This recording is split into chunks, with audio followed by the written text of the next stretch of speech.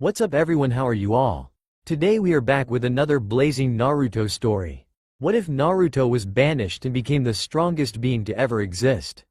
If you enjoy, then please like, share and do comments. Just when things were starting to look up, said a mysterious figure sitting on top of a large skyscraper while looking down into the carnage that was shown on the streets below. You would think that people would be smart enough to listen to the military when shit like this happens. I guess there are a few who don't really understand what's going on, right, Kurama? Said the figure while looking up at the sky. The figure heard a loud snort coming from his companion. Of course you fleabags would do something as stupid as that, replied Kurama in a bored tone. Of course this would be boring after seeing it happen over and over for a few days. Some idiot would walk over to a place that they are not allowed to be and then bam, they get eaten and mutated. It was a horrible sight to most, but to the mysterious man and his companion it was an everyday occurrence. Kurama, how much longer do you think that this will last? Asked the man. With the help that you provide for those fleabags I would say a week, replied Kurama with a grunt. Naruto, I think we should leave now that the city can help itself and resume your training in the ninja arts, said Kurama in wise tone that made the mysterious man, now named Naruto, laugh like he was being ticked by feathers all over. Gee Kurama, you sound like you're old and wise. I get the old part, but wise? As if ha ha ha ha, replied Naruto, who was clutching his stomach from the thought of Kurama wise. Due to this he missed Kurama's angry roar from within his mind. However, Kurama will get his payback against his blonde-haired Jinchuriki. Shut up brat, I am the mighty Kyuubi no Kitsune. The one that can destroy mountains with but a swish of one of my 9 almighty tails, said Kurama with a puffed-out chest. Yeah, heard it before Kurama, it's kind of getting old, don't you think, you mountain-sized carpet, replied Naruto while pondering what Kurama had said. He was right, though he should get back to his shinobi training. While he may be advanced in most of the subjects, he could get better. After all, there is no limit he can hit anymore thanks to the past events that led up to this point. With a sigh, Naruto pondered to the most occurring events that had led up to this point in time. Flashback. We find ourselves looking at a young spiky blonde-haired boy with crimson tips sitting down on his bed reading a book about advanced fuinjutsu studies and a book about elemental chakra natures.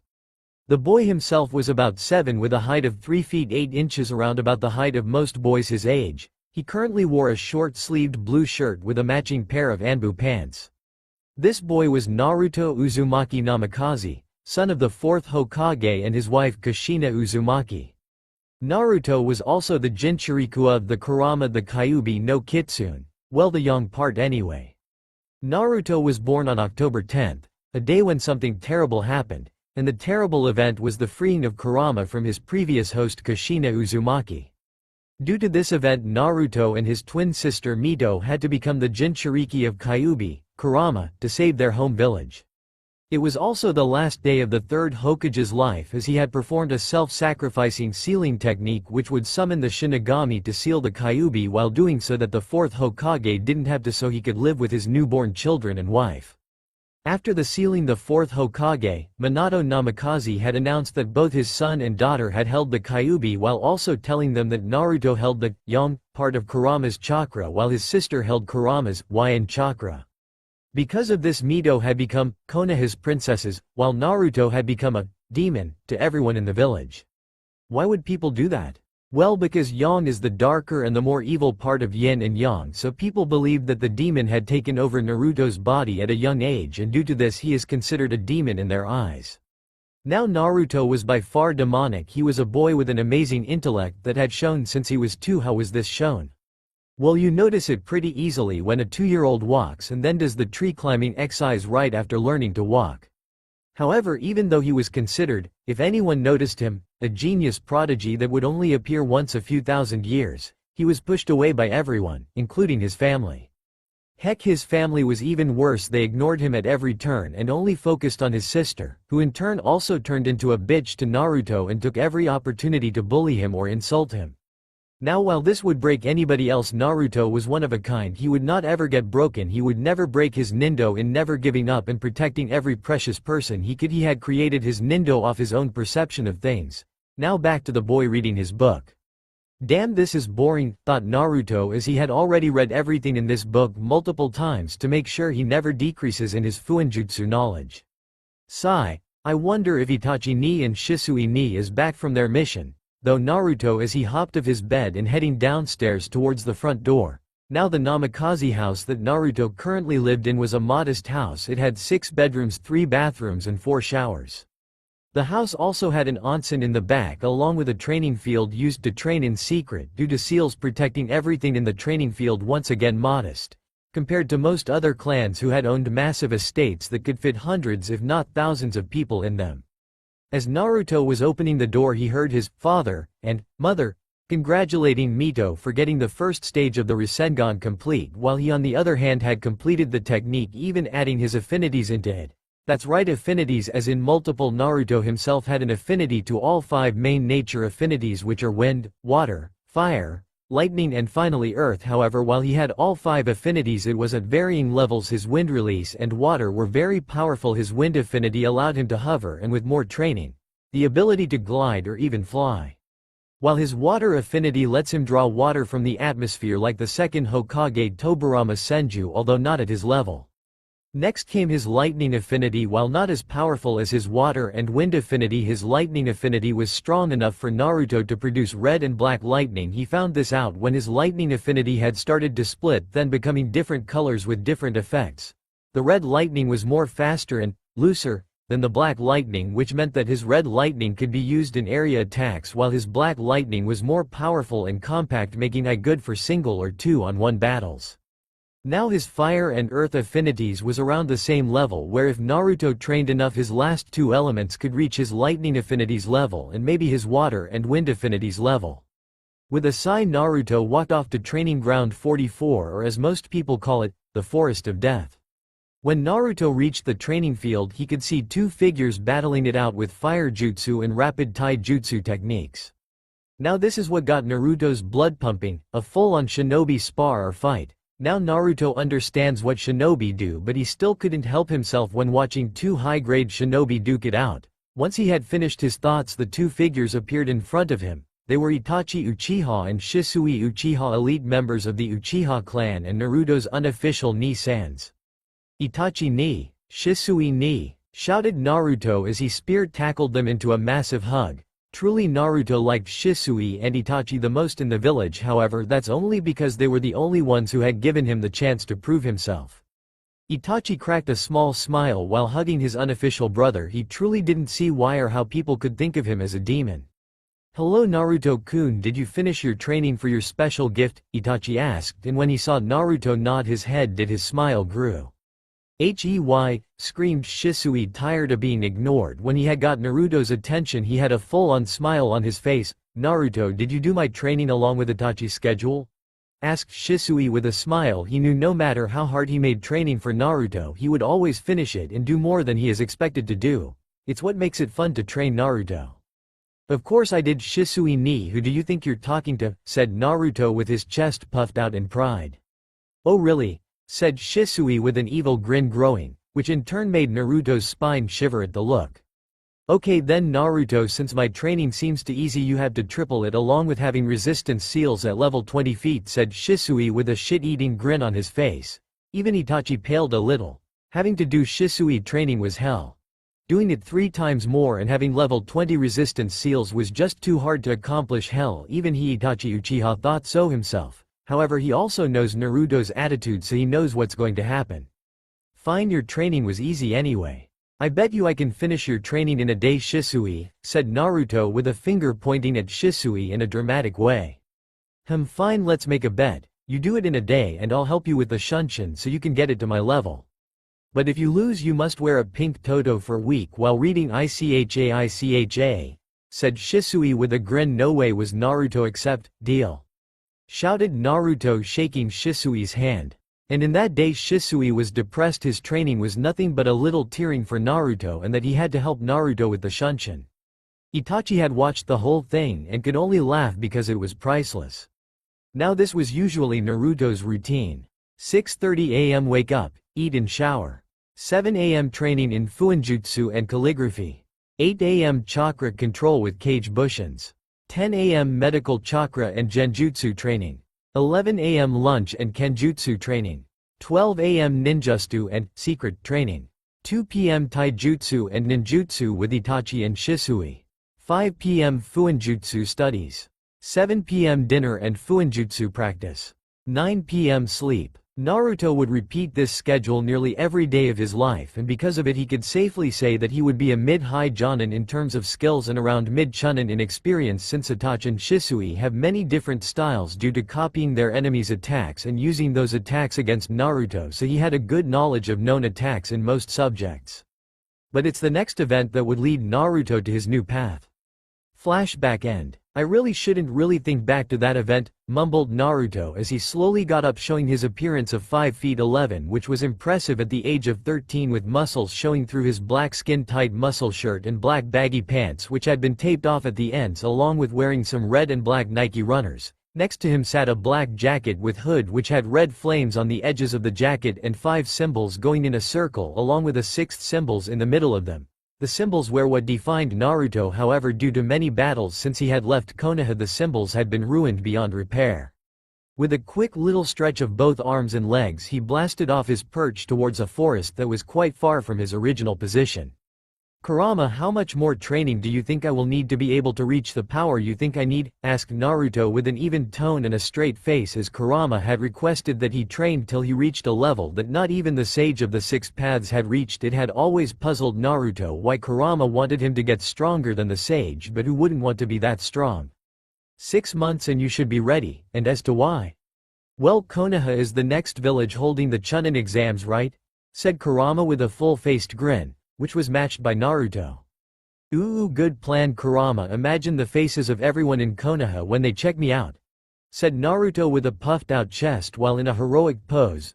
You're still a brat though, replied a bored Kurama with a shrug, which in turn made Naruto depressed, with a cloud floating over his head raining heavily with small bits of red lightning and black lightning sparks coming out of it. Shut up, I'm going to be the one who brings peace, you hear me? And not because of the fact you said I should, said Naruto with his nose held high in the air, which made him miss the tree he ran into. Thud. Ha ha ha ha ha ha ha, said Kurama as he rolled on the floor on his host's mindscape while crying tears due to laughing so hard. You son of a u hash asterisk Kurama, why the asterisk dollar and hash didn't you tell me of that mother dollar asterisk hash tree? Screamed Naruto, holding his nose as he knows it had healed the second of the impact due to an abilities he had gained.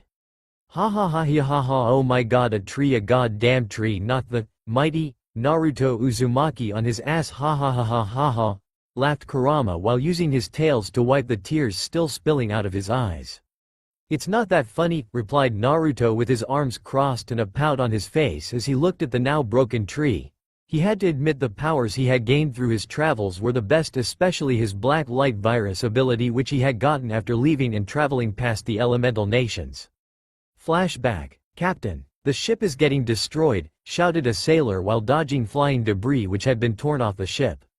Well lads, we had done better than most, but looks like we aren't going any further since this is the last few moments of our lives, said the captain in a bitter tone as he looked at each of his men. However, he had noticed the small blonde-haired kid start swimming towards the storm and slowly disappearing into the clouded winds, never to be seen again. Or so he though. Damn it Kurama. Is this seriously the only way to get through the storm? Asked Naruto as he had been swimming through the storm for the past 3 hours and it didn't look like he was getting out of the barrier anytime soon. Kid, we are close just about, now. Dive under, said Kurama as Naruto followed his instructions, only to find himself sitting on a large amount of sand and a lot of weird looking things that had 4 circles and a body, and massive building that he had never though were possible to be able to create. All in all, it was breathtaking. Kurama, where are we? Asked Naruto in a whisper, only due to the amount of awe he had currently going through him. We are outside of the elemental nations, which is in a dimension seal along with a barrier seal set up by the sage of the 6 paths, said Kurama in an even tone, but even he was amazed what he is witnessing through his host's eyes. That's just amazing, this is amazing, I can't believe that said Naruto, only to be caught off guard by something hitting him on his head. So much for his skills, although he was awed, which he had blamed his drop guard on. Huh, what is this blackish thing? Asked Naruto while watching the black goo thing just sitting on his hand. Kurama, is it me or is it being absorbed into me? Asked Naruto with a straight face. Seems so, let me take a look at it. A couple of minutes later Kurama had finally spoken. The goo is a mutated virus that is meant to turn all things into a mutant, zombie of some sort that would follow the orders of the queen or king, while attacking anything else that is not a mutant zombie. However, you seem to be absorbing it and being able to control it, which is surprising. Although you should be blacking out soon due to the rapid changes occurring due to the goo strengthening your body here, so I will see you in a bit later. And with that, Naruto fell face first onto a side bench which he would wake up to for the next few days. Son of a bitch, shouted Naruto with anime tears pooling down his face. The reason for this. Kurama, though it would be a good idea pumping massive amounts of his chakra into Naruto's newly made resistant and gravity seals, which in turn maxed the seals to the maximum strength. What's worse is that Naruto had a resistant and gravity seal on each of his arms, legs and torso. Now add in the fact that gravity doubles the gravity of the seal each and every time it is upped, and then add the resistance seals that make moving look like a snail's pace each and every time it is activated. Now this would not be as bad if Naruto had used the normal gravity and resistance seals, which had a cap of 10x the amount of gravity and resistance a normal seal does. Now since Naruto is a high-quality seal maker, he had created his own gravity and resistance seal that had went to a level of 100x normal gravity and resistance. Currently the 4th Hokage is only on gravity level 4x and resistance of 6x. Now because of Kurama, Naruto is currently in a massive crater with broken bones and torn ligaments along with multiple fractures and injuries, while also wearing his gravity and resistance seal at level 100x the normal amount. This brings us to Kurama laughing his furry ass off and Naruto drowning in his own anime-styled tears which had filled up half the crater he was in. "Screw you, Kurama," shouted Naruto while trying to swim out of his own tears and onto soft safe land where he could prominently pass out without a care in the world. Ha ha ha ha. Well Naruto, you know that in a few days you will be able to adjust to the weight because of the blacklight virus always evolving along with me, speeding up the process. So if you would kindly get back to training, we could get back the elemental nations a few weeks before the Chunin exams and go see your Ni-san, said Kurama with a slight grin. As soon as he had mentioned Ni-san's, Naruto started to move and walk around, determined to adjust to his new weight and resistance so that he could meet his Ni-sans before having to learn more ninjutsu and genjutsu techniques. The reason for this is while Naruto has near perfect control of his chakra and elemental affinities, which had gotten even stronger, he had no techniques since he had not copied his father's library and instead only learned the Rasengan along with adding his affinities to it. Because of this he was really lacking in techniques in both ninjutsu and genjutsu, although now that he thought of it he might learn medical jutsu just so he could help Kurama heal him when he gets injured, even though Blacklight and Kurama could make a decapitated head regrow at a rate of a few minutes, but that's only if he had enough biomass from consuming either animals or people to regrow limbs. "Kurama, what do you think we should do about these fiends you told me about?" said Naruto in a relaxed tone. The reason for this was after the whole Manhattan incident he had traveled and learned multiple cultures and traditions of different countries and states. It was mind-boggling for Naruto to learn so many different cultures and beliefs. Although his most favorite was the monks he had met on a hill near Japan. The monks themselves had trained him in the ways of peace and kai, which was the physical part of chakra. It took a while to separate his chakra, and because of this he had gained new abilities from it. He learned due to his strong kai and spiritual energy he could use the energies separate from each other, so instead of just chakra he also learned how to use kai and spirit energy, which he had named Ryotsu. While training with all three forms he found that kai was more powerful but not very controlled, while on the other hand Ryotsu was controlled but not as powerful. With this in mind, chakra was the one with the most potential because it could be strong and controlled to a point where kai and Ryotsu don't even compare. Although kai allowed him to fly and Ryotsu allowed him to sense anyone in a few miles, he knew he was only scraping the surface of his new abilities. Don't own Dragon Ball or Bleach, only using certain aspects. But currently his problems were with what Kurama had called fiends, which to him were what true demons would look like. He had faced a few of them along with what appeared to be followers. He guessed the followers were seriously ninjas with a fetish of spider symbols all over their cloths and probably their bodies if he had to guess. But unlike ninjas in the elemental nations, these were true ninjas, stealthy until seen, then they were really good opponents, although they used weapons like katanas, scythes and many other weapons he would think would be impossible to use. This was one of the reasons why he had taken to learn kenjutsu as well. His sword was special though, as it was made from his biomass. Originally it was a massive blade that was connected to his arms, but it was way too big to be used with finesse, so he had combined his biomass with a katana he had found on his journey to make the most unbreakable sword on the planet, and best part, he could use his affinities to strengthen his weapon even more. This was proven when he had defeated multiple purple fiends during his training near the mountain of Mount Fuji. Although they seemed to have stopped, he had a feeling that the beings resided in the mountain, which had currently brought a thought in his head that he should investigate. Even though his new seals were weighing him down, he felt that he could still fight an army of those fiends and make it out on top. So Kurama, what do you think? I mean, if they attacked me, they could have also attacked others and possibly killed them. I don't know if I should check or not, so what do you think, furball? Asked Naruto with a serious and slightly joyful tone that he had added at the end with the furball comment. Shut up, you brat, I am the Kyuubi no Kitsune. You are nothing compared to me. You got that, you little meatbag, said Kurama with a snarl, but that was ruined by his happy expression on his face. He knew Naruto could fight him toe-to-toe and possible win, and that was with his Tai Jutsu and Ken Jutsu. Even though Naruto could use his bloodlines which he had gained from the infused blood, he knew Naruto would never do that to him even if it was to win a fight. That's what Kurama liked about him, he was always fair to everyone and gave them chances. A change that Kurama took to become his friend. Even though he was the darker half of his body, he still knew even if Naruto didn't try become friends with him, he would have had a partnership with him later on. It brought a little sincere smile to his face, although it went away when he heard Naruto's response, "Ha. As if, Kurama, you know I can kick your ass while I have my eyes closed and with my arms restricted. I bet I could kick your ass even with one finger, you overgrown fleabag. Hell, I bet you gained you title of the Great Kyuubi no Kitsune cause of your wet dog smell. Ha ha ha ha ha ha," replied Naruto with tears streaming down his face as he had one-upped Kurama, which he regretted after Kurama gave him the mother of all headaches, ungrateful brat. I could beat you while sleeping. Well, anyways, regarding the fiends, I think you should check them and consume them to gain a bit more understanding of what's going on, said Kurama with an even tone. Even he had no clue what was going on, but he was getting curious about it.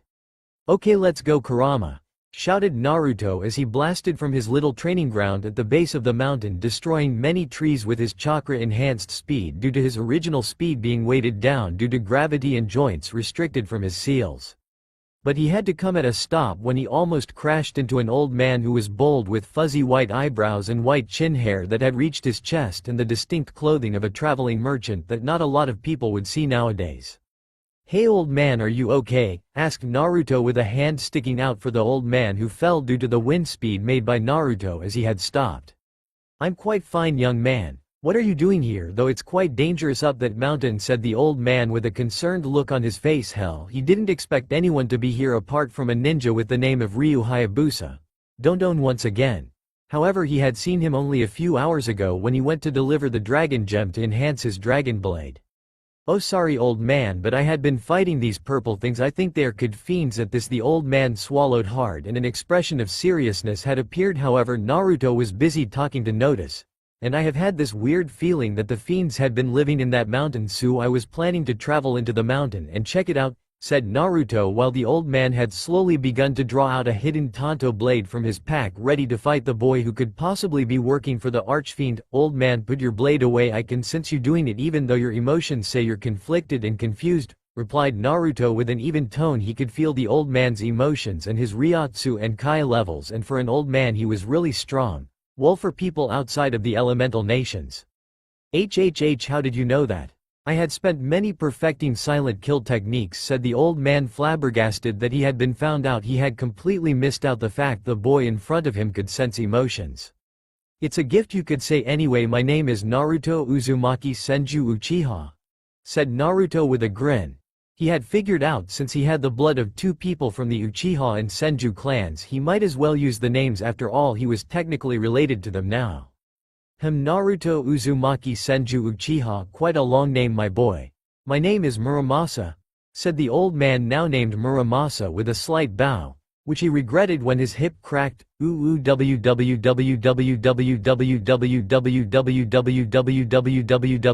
my back, screamed Muramasa as he was holding his hip in pain, in which Naruto simply walked up to him and transferred some of Kurama's chakra to heal his entire body. Muramasa couldn't explain the feeling he was in pain a second ago. Now he was feeling at peace and feeling like he was a 20-year-old. The first thing he noticed was that the boy Naruto had placed his hand on his back while releasing an energy outside his body. It was similar to Kai, but at the same time wasn't. It was better.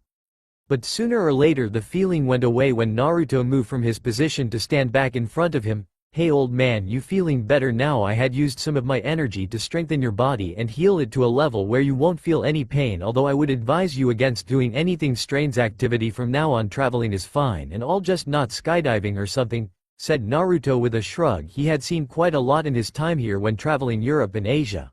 Although Australia was a fun place to relax, it was quiet and had a lot of places to camp. "My boy, I don't know what you had done or how you had done that, but thank you," said Muramasa with a sincere smile. The boy in front of him was special. "Boo, What the hell?" said Naruto, looking up to what looked like a dragon with extra limbs. He had seen the old man's face when he saw the beast and he became saddened. "Old man, keep safe, I fight that thing." With that, Naruto ran at the speed of light and delivered a powerful cranium kick. When he had reached the thing, it was truly the coolest looking thing apart from Kurama he had ever seen. It looked so badass. Then he had noticed a dude in all black on the floor with a woman helping him up. However, he was cut from his ponderings by a big ass tail aiming to hit him into the ground. With a dash to the left, he had landed on the beast's back. His dash ability was from his black light along with glide, which with his wind affinity made it seem like he could fly. Although it was hard, the most he could do with his wind affinity was glide, but since his black light abilities allowed him to do that anyway, so there was no point in wasting his chakra, even though because of his control and amount it would take a stupid amount of constant S-rank jutsu to even waste even a quarter of what he had. Oh look, the tail again, so original. I think Kurama actually owns that since he has 9 tails to swipe at people. So this dragon beast thingy got nothing on Kurama. "Oh no you don't, you overgrown lizard." With that, Naruto jumped high into the sky, creating his first original jutsu, futon Rasen Shuriken. With that, he hurled the spiraling shuriken of death into the back of the massive beast. Time to finish this. With that, he unsealed his bio sword and slashed straight down, splitting the dragon into 2 while also absorbing the beast into himself. Due to this, his bio sword had changed into a sword similar to the blade that the black ninja dude had across from him. The main difference of the blade though was that his blade's color was crimson with a black outline at the edges of the blade with the cross guard of a dragon spiraling around the blade. The handle also changed. Before it was just a black cloth, now it was a crimson cloth. This black diamonds going down the handle. It truly looked amazing. Hell, he could feel the power of a archfiend dragon crossbreed in the sword. However, before it was a being of pure hatred and evil, now it seemed like a wise and controlled being. Since being absorbed into the blade, it was a nice feeling for some strange reason. Well, it was until the man started to attack him for no sudden reason. Although Naruto could tell he would get his ass kicked in a weapons fight, he would still destroy the man with his pinky finger if he bothered. "Could you please stop attacking me?" First the old man and now some random dude who was getting his ass kicked started to attack. "Man, people today. Who are you?" said the man in a cold, serious tone. It was kind of badass how he looked and sounded. Maybe he could wear a similar outfit. "Yo, name's Naruto Uzumaki Senju Uchiha, #1 badass and the ultimate ninja," said Naruto with a puffed out chest, which he lost soon because be heard giggling from the woman. Before that stopped the ninja's battle instantly. Naruto, because it was depressing, his badass moment got ruined by giggling. The man in black, because it was just stupid. With a sigh, the man lowered his weapon. "My name is Ryu Hayabusa, ninja of the dragon lineage," said Ryu with an even tone. Then he noticed that the archfiend's corpus was gone and that it meant he could finally go home and help his village. "Thank you for your assistance, but I must return to my village to help with repairs," said Ryu with a light tone and due to his mask and headgear an unreadable expression. "I'm sure also if you pass by this village near a couple of mountains about 100 kilometers southeast, can you tell them I'm okay?" I think it was called the Hidden Village. I don't know why, but yay, it took a while to repair, though it seemed like a hurricane and fire hit it. "Well, see ya," said Naruto, walking away with his hands in his pockets while about to fall face first of the side of a mountain so he could start his trek home. "Wait," said Ryu with a surprisingly pleading tone. "Was there a blind man called Joe?" said Ryu. Depending on Naruto's answer would depend on what he would do. Yay, he used to be blind. While I was there I decided to heal everyone there. I healed his eyes and most of the villagers' illnesses and disabilities. It wasn't that hard," said Naruto with a shrug. "It really wasn't hard with Kurama's chakra. If that's the case, I would like for you to come to my village and learn the ways of ninpo for your actions here and for helping my village rebuild, and if you did help my father with his blindness I give you my gratitude. Do you accept? Asked Ryu with an even tone, however anyone could hear the joy in his voice knowing that his village is fine. Should I, Kurama? Asked Naruto. While he did have time to waste, he wanted to see his Ni-sans, but learning this ninpo sounded interesting, and maybe learning kenjutsu and weapons from this man would be a very good thing. While Naruto owned him in nearly everything, the one thing he couldn't hope to beat the man in front of him was with weapons. It was amazing how good he was. I think you should. This could be another trump card, and with your dujutsu it should be easy learning them and you can practice them while on the move. Maybe even learning how to use a bow would be good. Imagine a chakra-enhanced fire arrow would easily destroy quite a lot of things, and with wind it would do massive amounts of damage that not much could hope to do, said Kurama with a wise tone and interested posture. For once the lazy fox wasn't asleep. Good point, Kurama, thanks for the advice, replied Naruto through their link. Sure Ryu, I would love to, but how are we going to get there? Asked a curious Naruto until he heard rotor blades and the woman from before flying it. Get on you two, next stop Hidden Village. With that, both Ryu and Naruto appeared on the flying machine which had started flying towards the Hayabusa village. Time skip 7 weeks. What the hell? Said Naruto while blinking at what he was seeing. It looked like an execution, but no one was supportive of it. I wonder what's going on.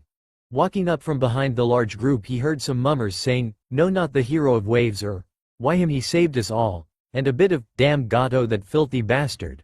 All from that, Naruto knew this wasn't right. He knew that the man being held up right now was innocent and the one holding the execution was the one in wrong, so, as Naruto Uzumaki, he won't let it happen. "Hey midget bastard!" screamed Naruto, drawing the attention of everyone there along with Gato with saying the supposed crimes of the man at the execution stake. After the scream, everyone stopped and looked to the one who had said it, only to see a boy about 13 to 14 who was about 5 feet 11 with spiky blonde hair with crimson-colored tips, wearing a black hoodie with red lines going throughout the whole jacket. Looks like design Kurama's chakra mode, just not the actual transformation.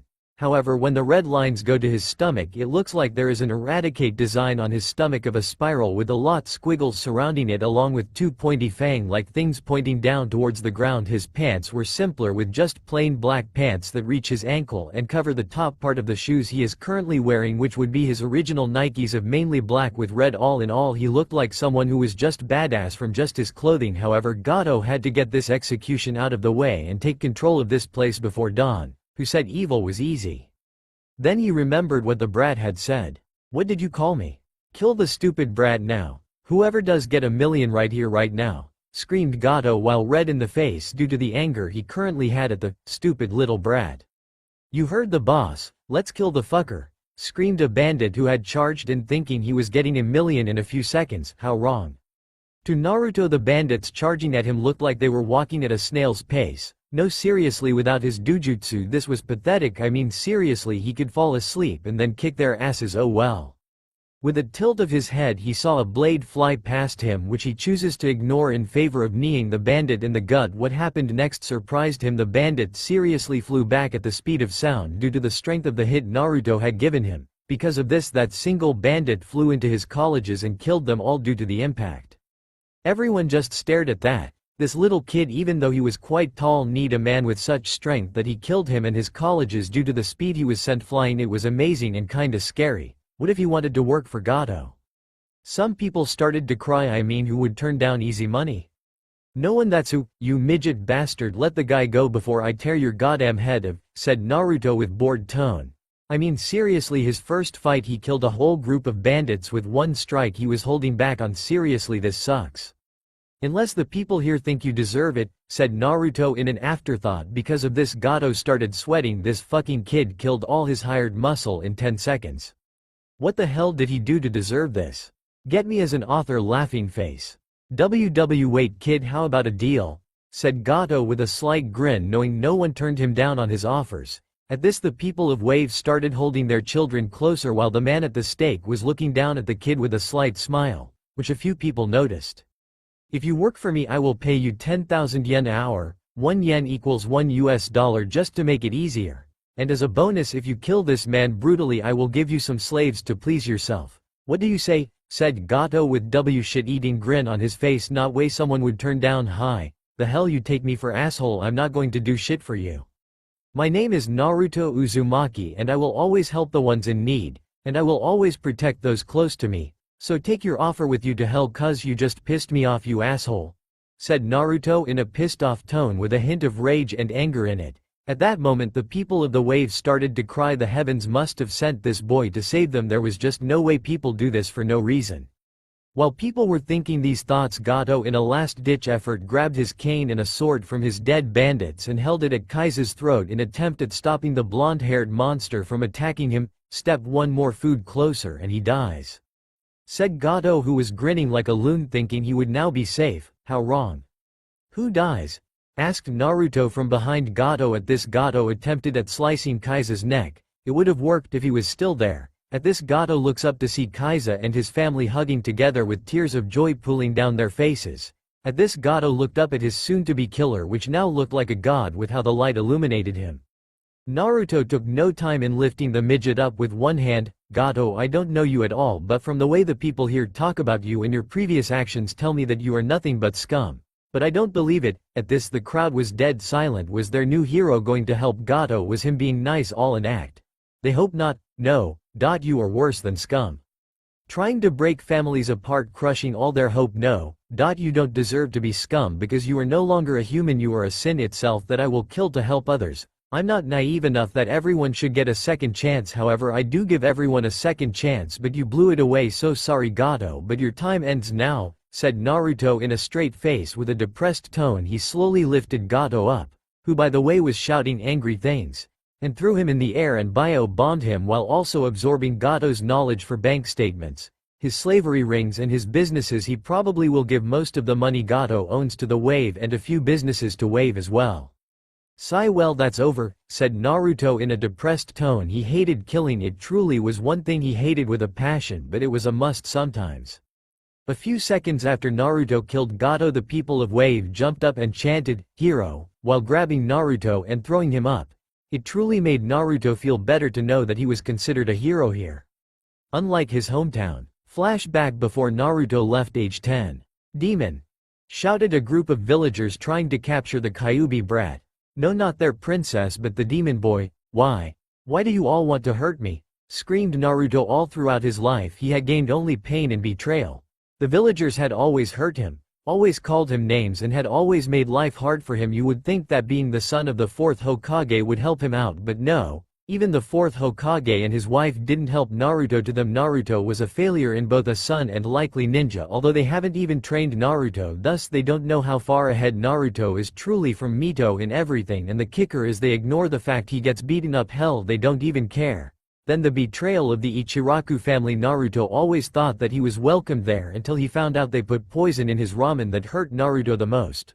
All those smiles while he was eating were fake, and they truly were smiling for his death due poison. It truly made him sad.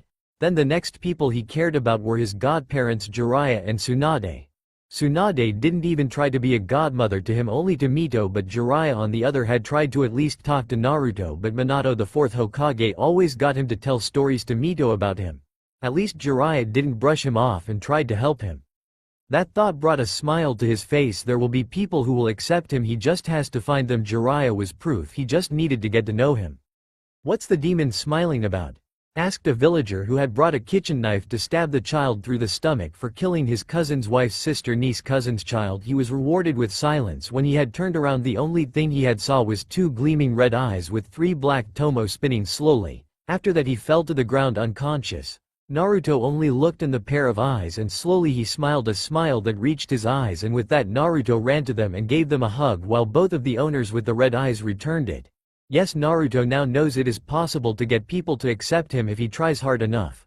With tears streaming down Naruto's face, he slowly falls asleep hugging his new unofficial knee-sans. Flashback end. With a smile, Naruto was led down so his feet were touching the ground below him. With a fire in his eyes, Naruto shouted a few words that made the villagers tear with joy. The wave is free. And with that there was a party that ranged for 3 days and nights, all while celebrating a new hero of the wave.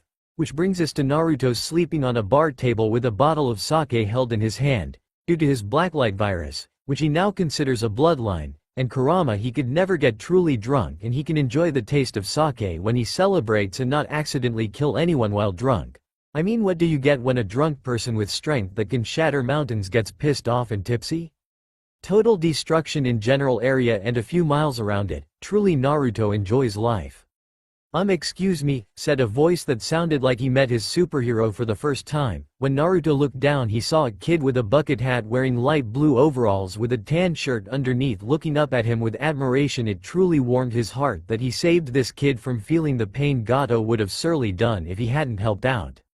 "Yes?" asked Naruto with a slight smile and a relaxed posture. "I mean, when you are nearly indestructible, it is kinda hard not to enjoy being relaxed in a safe area. Even though it's not a good thing to do."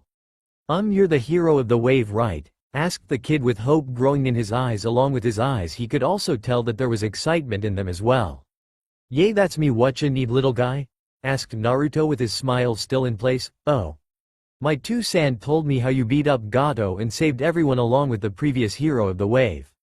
That's so cool, and because of that you have to see what the others have done outside. Look," said the child with energy that only children could possess. "Ha ha ha, okay, I'm coming," said Naruto with a small grin on his face as he stood up and left a generous tip for the bar worker before he walked out following the small child.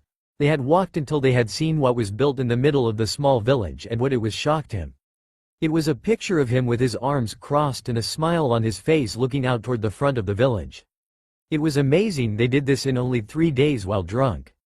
And the statue had been made with almost perfect detail. They even had the symbols on his back, which most had not noticed while he was beating Gato. The symbols was a 6 magatamas on the outside in a circle, then on the inside there was the kanji for the names of all the tailed beasts, going from the first tail Shukaku, Matabi, Isobu, Son Goku, Kakuo, Seiken, Chomei, Yuki, and finally his partner Kurama, and in the middle of it was 3 connected tomos.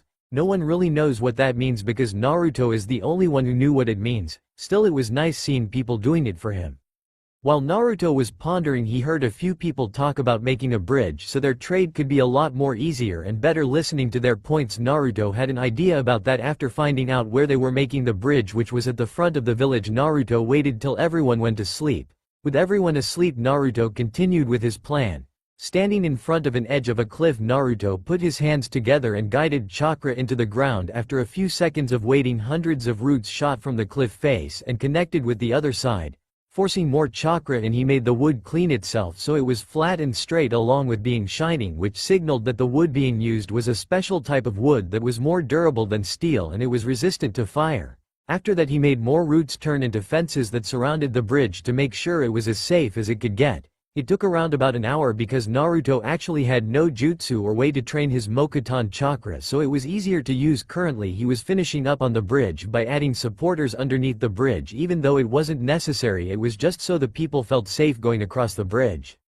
With the bridge done, Naruto decided to fall asleep while leaning against a fence he had made. Soon soft snoring was heard coming from Naruto. What he didn't know was that the small child from before was watching the whole thing. Moving away from Naruto's spot, he quickly gathered people who were still awake to get everyone else to see something Naruto did.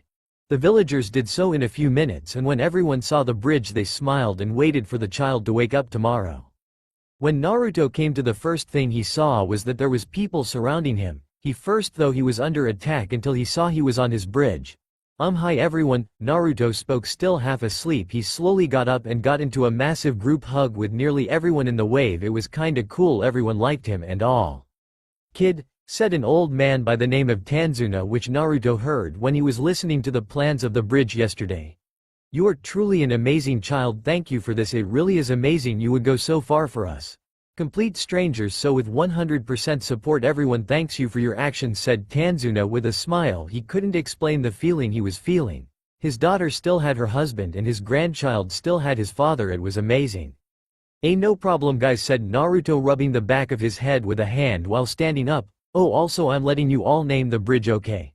But also I got to go. I only planned to stay here at least 5 days and I better get going, so thanks for all your kind words and I'll maybe one day see you all again later," said Naruto as he started to walk away until he couldn't be seen due to the forests. That is until Naruto ran back while one again rubbing his head.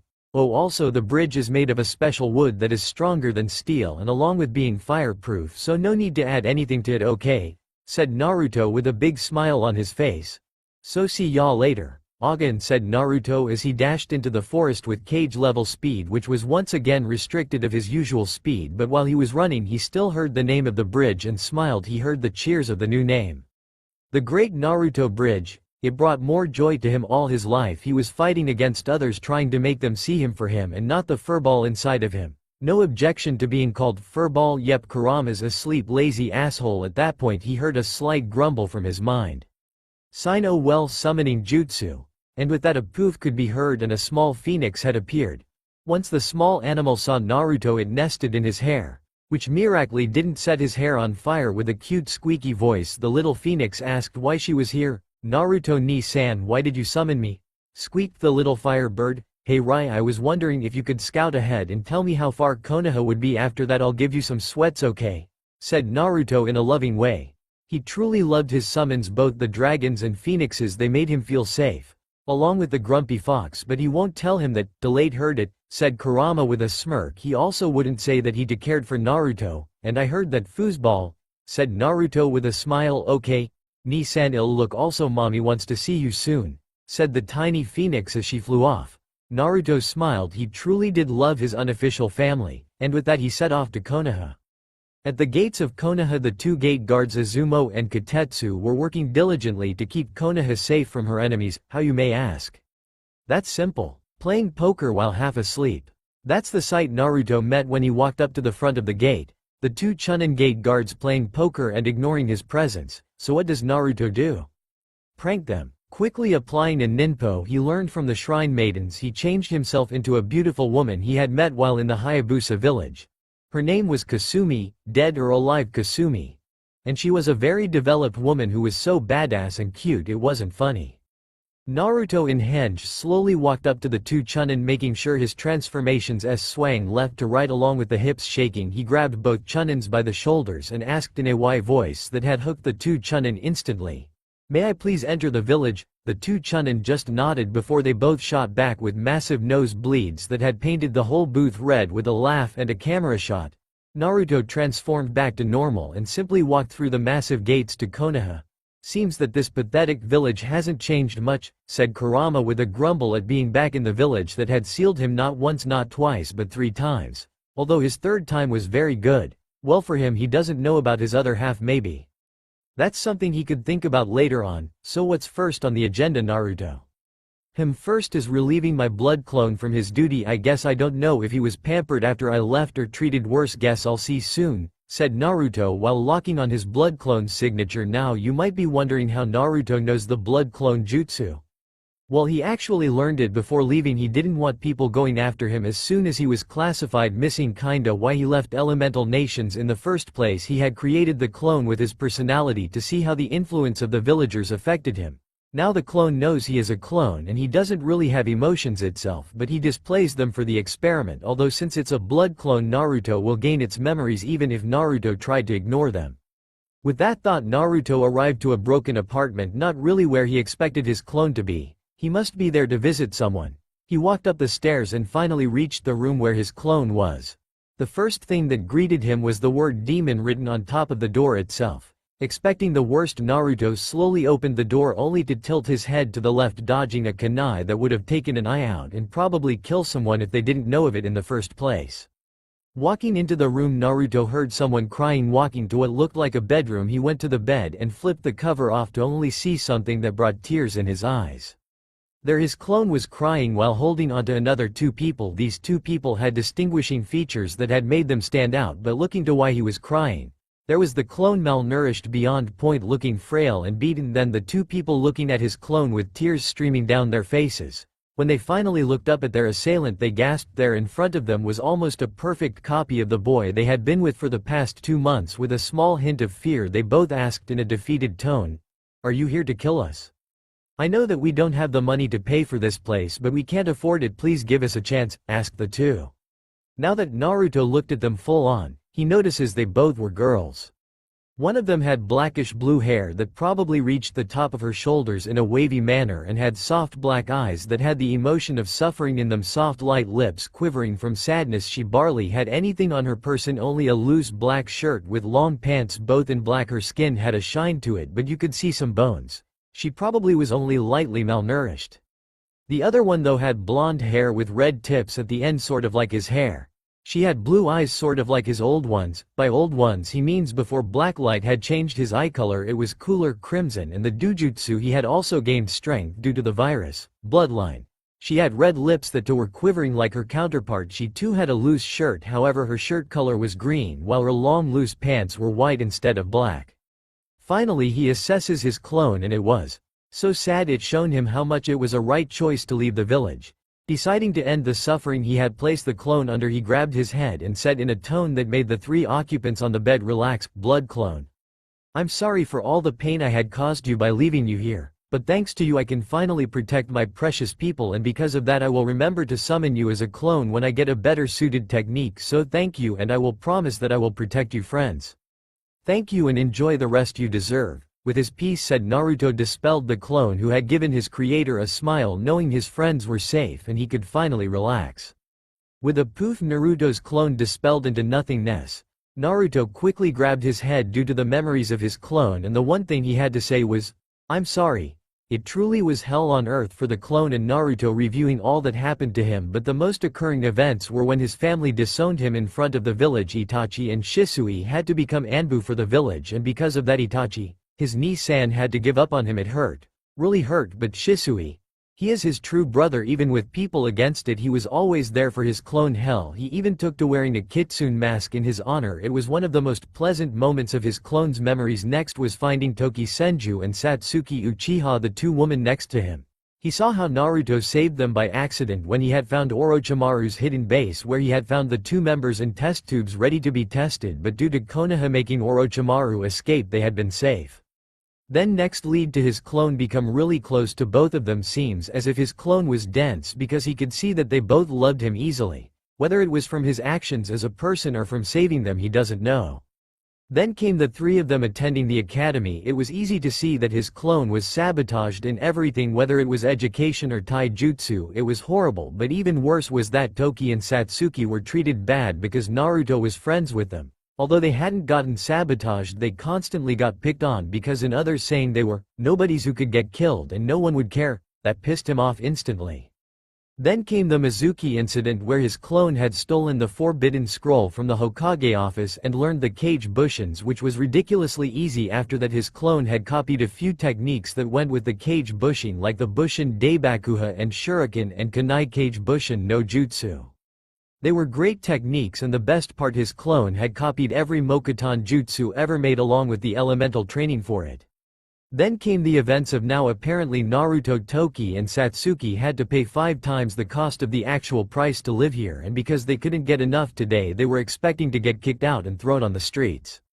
That saddens him to no end, so with a jump he picked both girls and placed them in a fireman position and jumped out of the house and into the forest of death.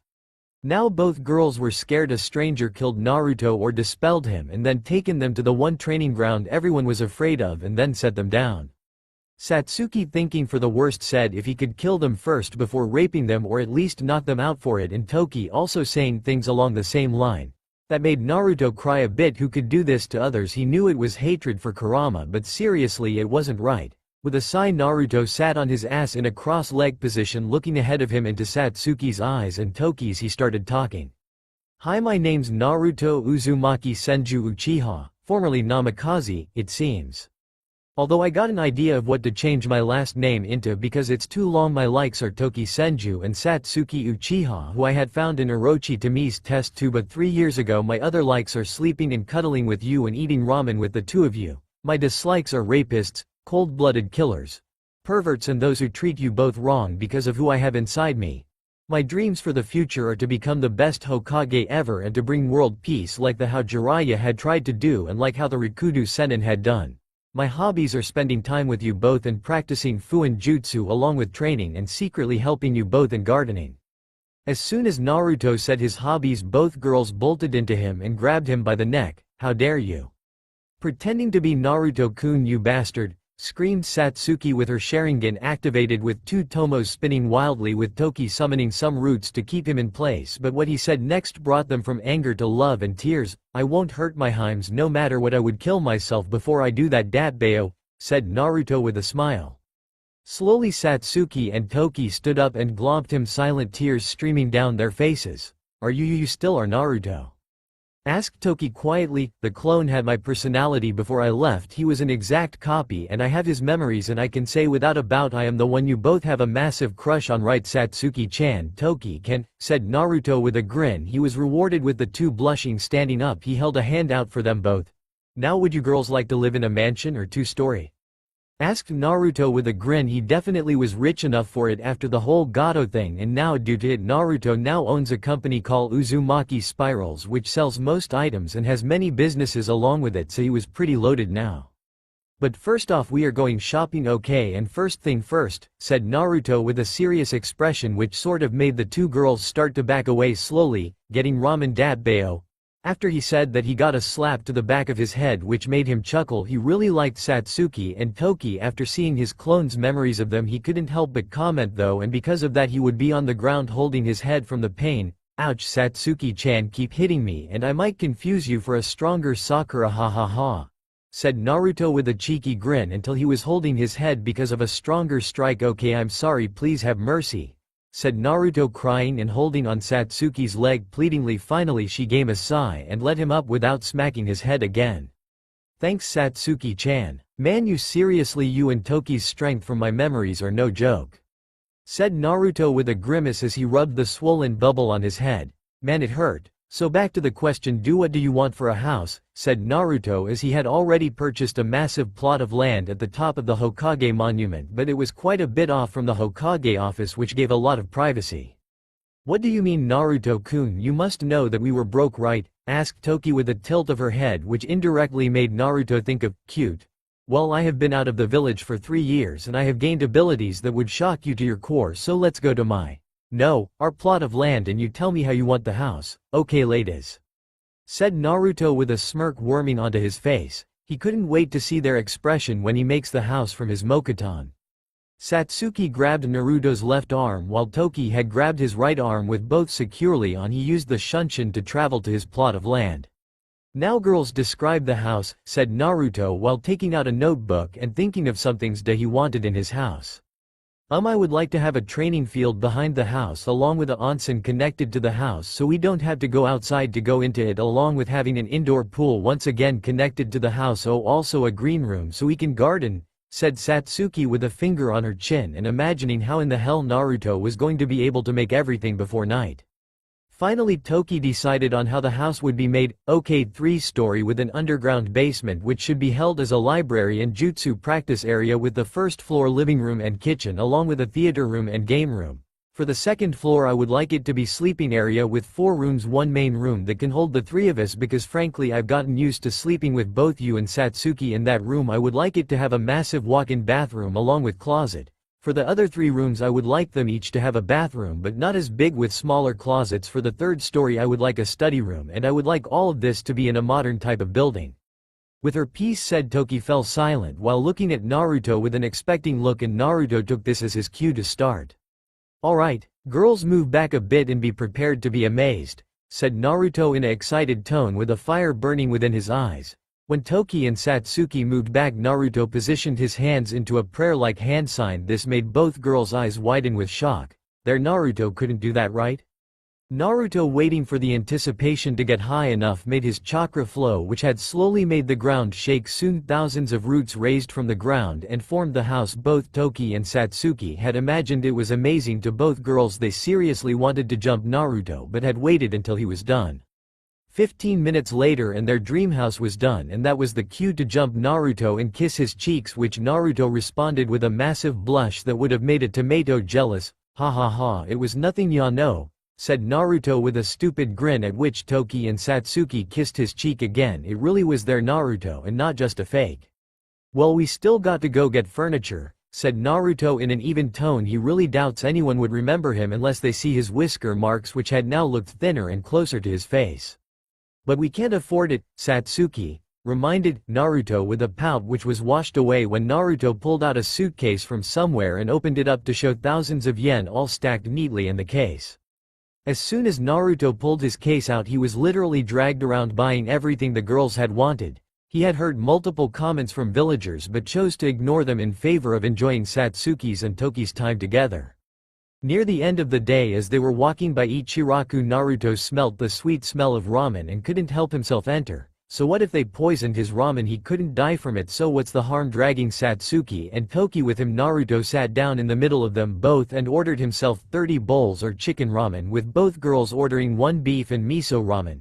Now the Ayame had seen Kushina Uzumaki and her daughter eat 7 bowls of ramen before getting full, but this kid literally ordered 30 bowls of chicken ramen. It was amazing. While she was spacing out, Naruto spoke for the first time since entering. "Oh Ayame, also do me a favor and not put poison in my bowls, please," said Naruto with a smirk, while Ayame, looking closely at Naruto, paled. How was this possible? What happened to the twerp who she had beaten up last week with her dad?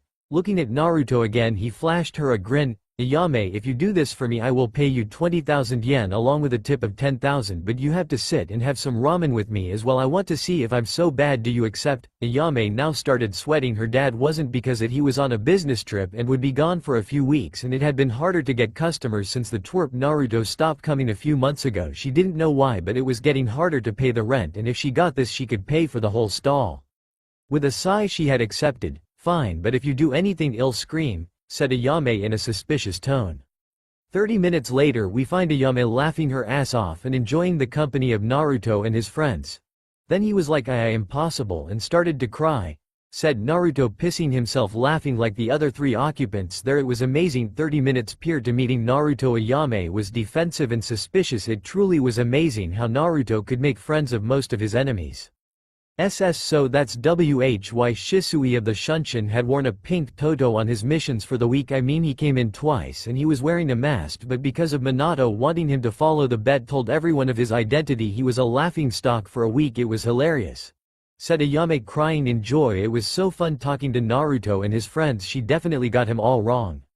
Yep. Say, does anyone have pictures? Naruto asked, only to see everyone shake their heads. Damn, no blackmail. Toki, who had almost fell off her chair, saw the flaps to the stall open, looked on in worry, as the only people she thought Naruto couldn't stand were right there: Minato Namikaze, Kushina Namikaze, and finally the heiress of both Uzumaki and Namikaze, Mito Uzumaki Namikaze. Ayame had seen them enter and gasped until Naruto looked. You could hear a pin drop at that moment. Satsuki and Toki were ready to hold Naruto back, and Ayame was ready to help the others hold him back, but Naruto simply stared until a grin formed onto his face. He will never hate his birth family for what they did, but he sure as hell isn't going to be friends with them. So looking back at his ramen, Naruto continued with his story.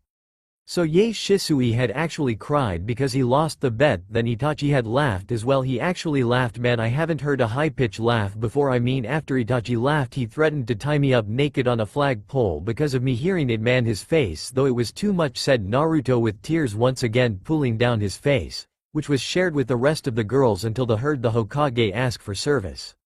Sorry Naruto-kun, gotta work. Are you still going to be coming back later? Asked Ayame as she started to take notes of what the Namikaze family wanted, although when she asked that, they had turned their heads to look at who she called Naruto-kun, and their jaws dropped instantly. They could tell that was their disowned son, but at the same time they knew he was different, which had shocked them into silence since they had seen the child a few days prior. Of course Ayame. Ni-chan, said Naruto with a grin, splitting his face as Ayame glomped him for saying that before. When she had hated Naruto, she despised him for saying that, but now it felt nice, really nice to hear that. Okay Naruto-kun, be safe, and Satsuki-chan, Toki-chan, keep him away from trouble, okay? Said Ayame with a grin on her face, which made Naruto retort with a, hey, while both Satsuki and Toki grinned, then pinch Naruto on the face and start dragging him out to their new house, or they would if Mito hadn't decided to butt in. Hey, losers, what were you doing in here? No wannabe ninjas allowed where they make the food of the gods, said Mito with a superior tone. At that, Naruto's eye twitched multiple times before replying, if that is true, then those with impure hearts may not enter this divine palace at which they serve the food of the gods. Now be gone those of foul hearts, said Naruto in a powerful sage voice, but that was ruined with his cheeky grin that had snuck up on his face. He could hear Ayame laughing as he walked out and Mito's rants. All life is good for Naruto and his two favorite girls, who had resumed pinching his face again.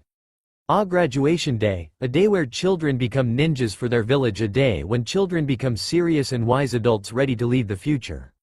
Well, that's the idea. Graduation room, shut up, screamed Iruka as he had been waiting for the past 10 minutes for people to shut up so that he could finish the role. When everyone fell silent, he started from where he was interrupted from, "Okay, Uchiha Sasuke," said Iruka, only to hear a grunt from the Uchiha in the middle row. "Okay, Uzumaki Naruto," said Iruka with a small smile. During the time Naruto was in his class, he had started to like the kid. He was just misunderstood. Expecting Naruto to be late and fail again, he didn't expect to hear a, "Yo sensei." Looking around for an orange jumpsuit, he thought he was hearing things until an eraser hit his head, making him look up only to see a child with spiky blonde hair that reached his shoulders with crimson tips at the end, wearing a black jumper with crimson patterns traveling throughout the entire jumper. Same jacket from before, including writing and symbols on back. And also wearing black Anbu pants with black bandages wrapped his left leg, which was sticking out of the rows, and also wearing black sandals. Iruka had no idea who he was until the child pointed his finger to his face, where there were faint whisker-like marks adoring his face. Instantly Iruka figured out who he was. He was Naruto Uzumaki, and his face did nothing to hide the shock he had held. At this point, the whole class, with the exception of Satsuki and Toki, stared gaping at him until a voice only a monkey screeching could make spoke. "Naruto, stop trying to make Mito and Sasuke look bad, you stupid baka," screeched out the owner of the monkey voice, Sakura Haruno, the leader of the SUFC, the Sasuke Uchiha fan club. It was funny watching Sasuke suffer. The dude was a total prick in Naruto's books. Hokage office. Sitting in a room were the new Jonin senseis who would be collecting their teams soon. However, they all wanted some information on their behaviors first, and thus watching with the Hokage the graduation class. Currently, Kakashi was crying anime tears when he had heard Sakura's voice and asked if anyone wanted to trade, but that ended in a failure instantly. But what happened next made Kakashi want to trade his whole team up in an instance. Graduation class. You say something?" asked Naruto, who was busy talking to Kurama on how to make a tailed beast bomb with only his own chakra. While it would be weaker if he infused, say, his wind element, it would probably rival his futon. Rasen Shuriken in raw power and destruction. Finding himself spaced out again, he missed the shocked looks he had gotten from everyone else. Hokage office. "Nope, sorry sensei, I want him as an apprentice. We would work so well," said Kakashi as he was planning if he got the kid to be his apprentice a face mask and a copy of ICHA. But alas, he was denied. "No Kakashi, I do not care, you will have Sakura, Mito and Sasuke under Team 7, got that?" said Minato in an annoyed tone, as he didn't want another Kakashi lookalike, and worst of all, Naruto.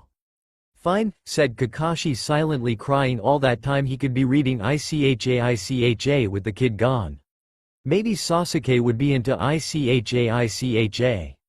"Is everyone happy with their teams?" asked Minato with his fingers in front of his face. He still needed to call Naruto, Toki and Satsuki into his office about the lack of Jonin. "Also Asuma, tell Naruto, Uzumaki, Satsuki and Toki to come to my office ASAP," said Minato, still looking into the crystal ball and seeing how Mito is doing. With that said, the Jonin had left their Hokage in the office himself. Graduation room. "Okay, each of your Jonin senseis will pick you up any minute, so here are the teams. 1 to 6 not important. Team 7. Sakura Haruno, Mito Uzumaki Namikaze, and finally Sasuke Uchiha. Team 8. Hinata Hyuga, Kiba Inuzuka and Shino Aburame. Team 9 still in circulation. Team 10. Ino Yamanaka, Choji Akamichi, and finally Shikamaru Nara. At that moment Asuma walked in. "Team 10 with me. Also Naruto Uzumaki and Satsuki and Toki the Hokage want to see you," with his piece said he walk away with his team in tow. Shrugging, Naruto grabbed both Toki and Satsuki by the hips and disappeared with a shunshin, only to reappear in the Hokage office, which had shocked Minato, thinking that Naruto didn't know that jutsu. Minato, putting a poker face on, started to say something until Naruto spoke up. "There was not enough Jonin and we were unlucky enough to not gain one. It really doesn't matter. I think that me and my two lovely friends here will be enough to take on S-rank missions in about a year without a Jonin supervising us," said Naruto with a bored look which shocked the other people in the room, including the Anbu stationed in the corners of the room. Minato, recovering quickly, made a try to say it would be best if they wait for a John, and got once again cut off by Naruto with an interesting offer. How about this, Hokage-sama? I bet that me and my two teammates will be the strongest team with the most successful mission ranks by the start of the Chunin exams. If I win the bet, my team, and I get something from your personal collection, and if you win, I will tell you a secret that would instantly put me on for the CRA. How about it?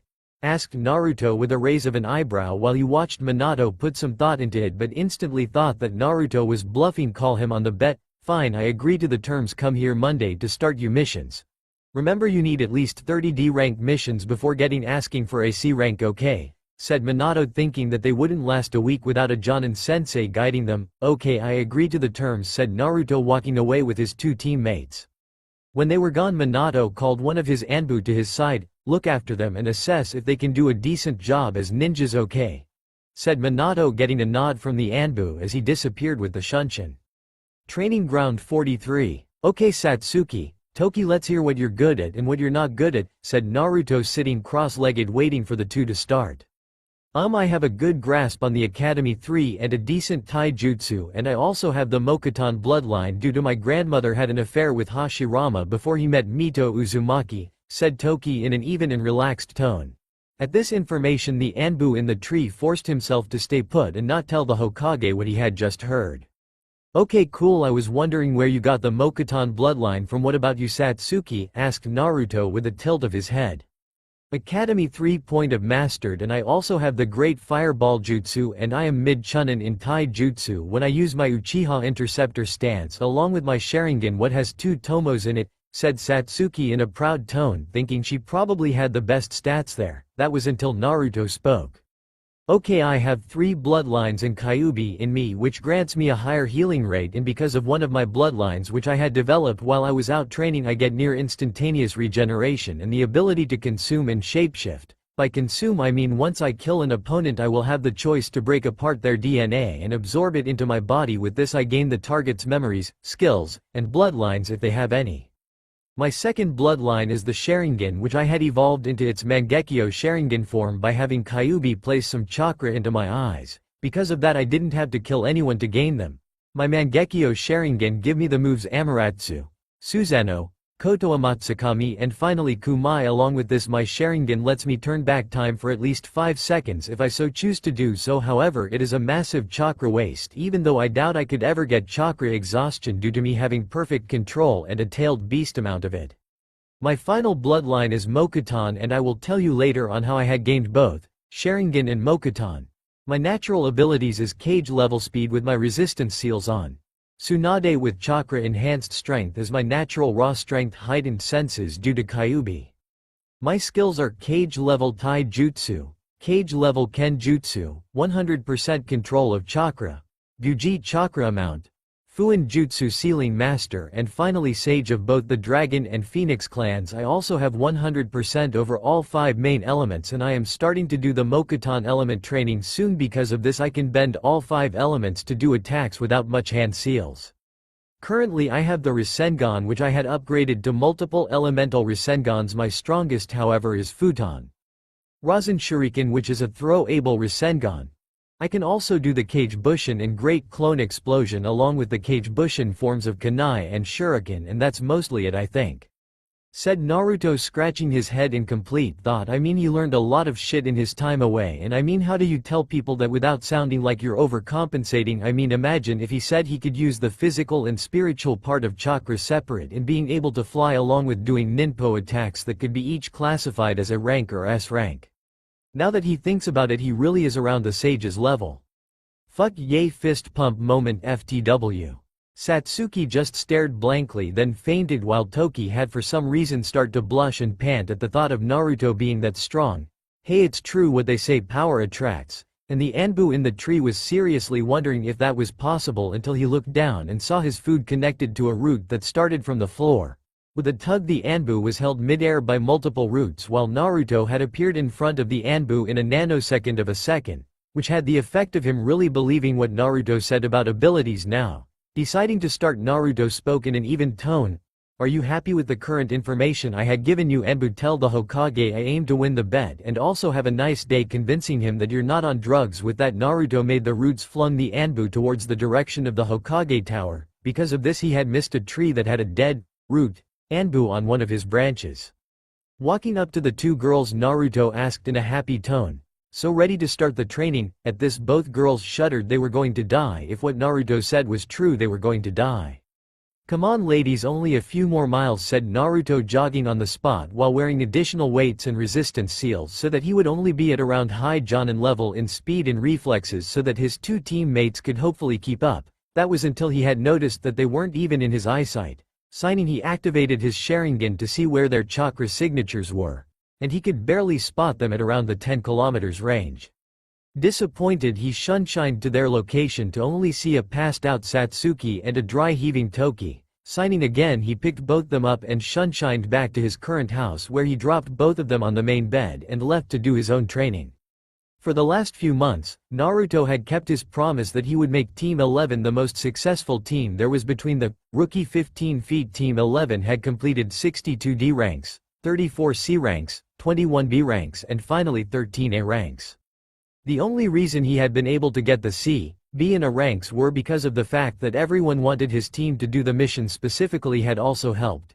Hell, even Minato couldn't deny that Team 11 was the most successful team since the village's founding. Naruto's team had obliterated most records held by even veteran Jonin, and by the way the client talks about the team. If Naruto had done the missions himself, the missions would have been done even faster. It was mind-boggling. Hell, his own daughter's team had not even done over 5 C ranks, and he himself trained his daughter to about a low Jonin level while Kakashi had trained Sasuke to about a high Chunin level and Sakura, the other student, to a solid Genin level, but that was only due to the girl's fangirlism that she had on Sasuke.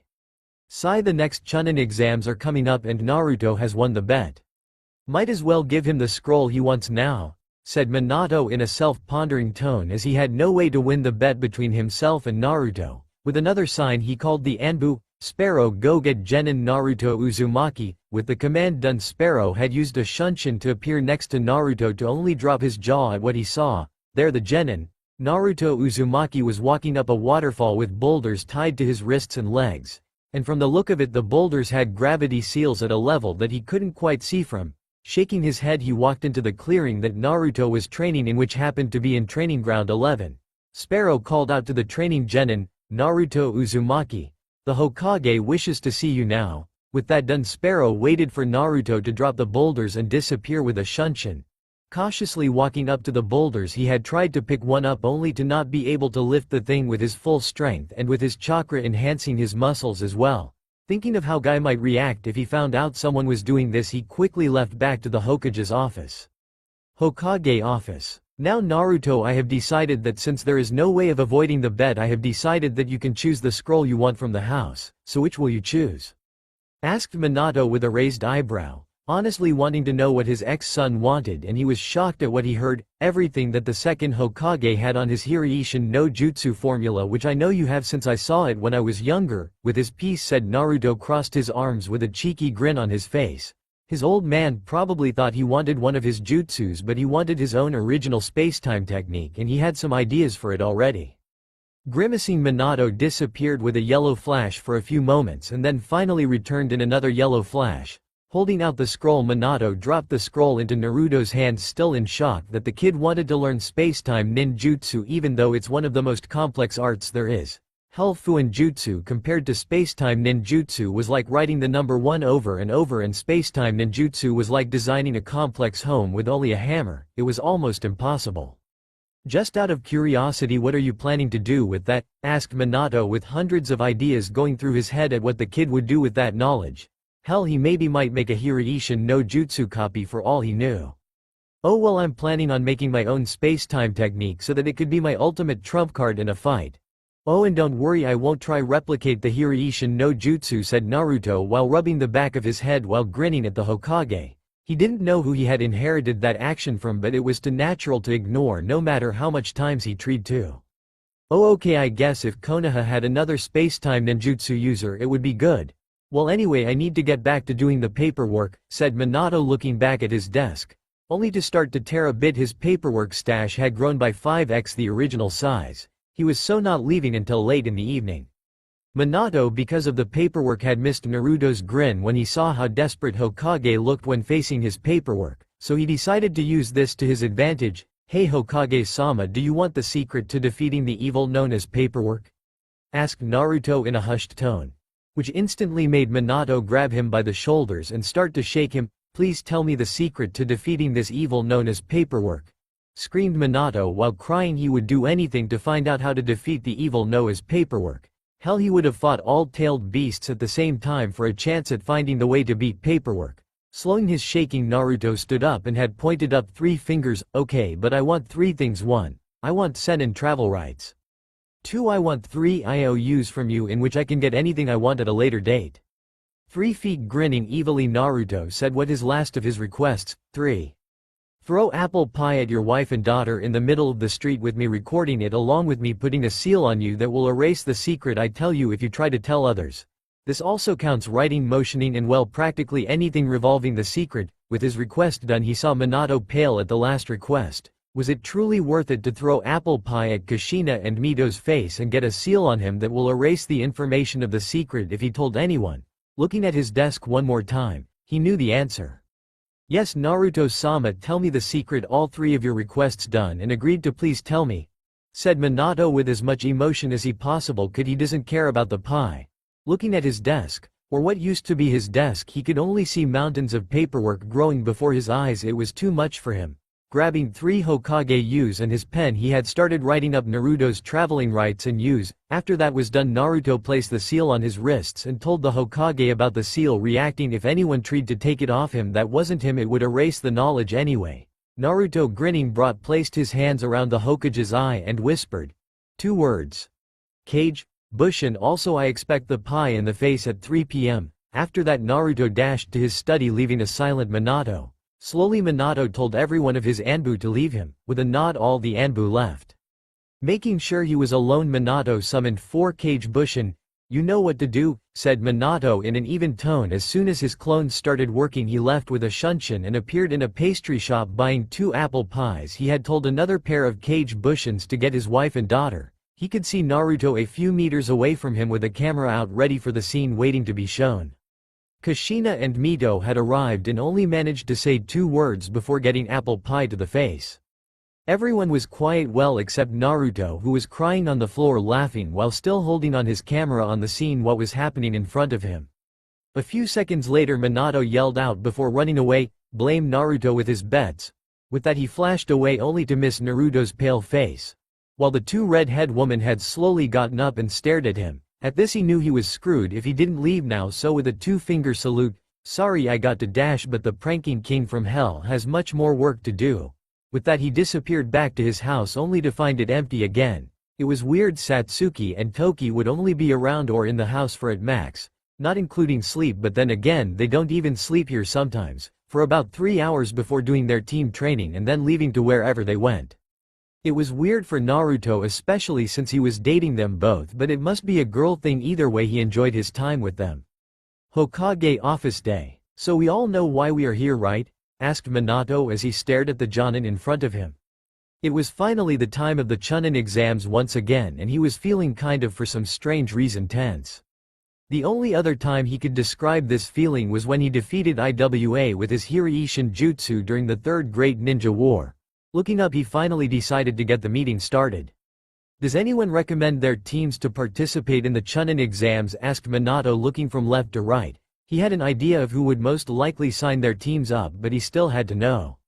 Finally, someone spoke up. "I, Hitaki Kakashi, nominate Team 7 for the Chunin exams." After this was said, the senseis of Team 8, Team 9 and Team 10 also had requested their teams to participate. After a bit of waiting, another voice spoke up from the back. "I too would like to nominate my team to participate in the Chunin exams." After hearing that, everyone looked back, only seeing the face of Naruto Uzumaki, the most successful genin team leader to ever be recorded since the starting of Konoha as a whole. It was amazing. "Wait, Hokage-sama, I don't think that the teams are ready to participate," said Ruka, who had been helping with the paperwork that day. Even though he had been working for the past few hours, he had noticed that the usual mountain of paperwork that would normally be there every day be reduced to about 100 sheets at any given time. Maybe he figured out a way to beat paperwork? Going off topic, Ruka made his claim. "I had taught those students since the academy, and while they have good Jonin senseis, I would only recommend either Guy's group or even Naruto's group. And the only reason for Naruto's group is because they have made mission in nearly every rank completed with top marks from the clients," said Ruka, waiting to see if the Hokage would listen to him and his well-thought-out explanation on the matter.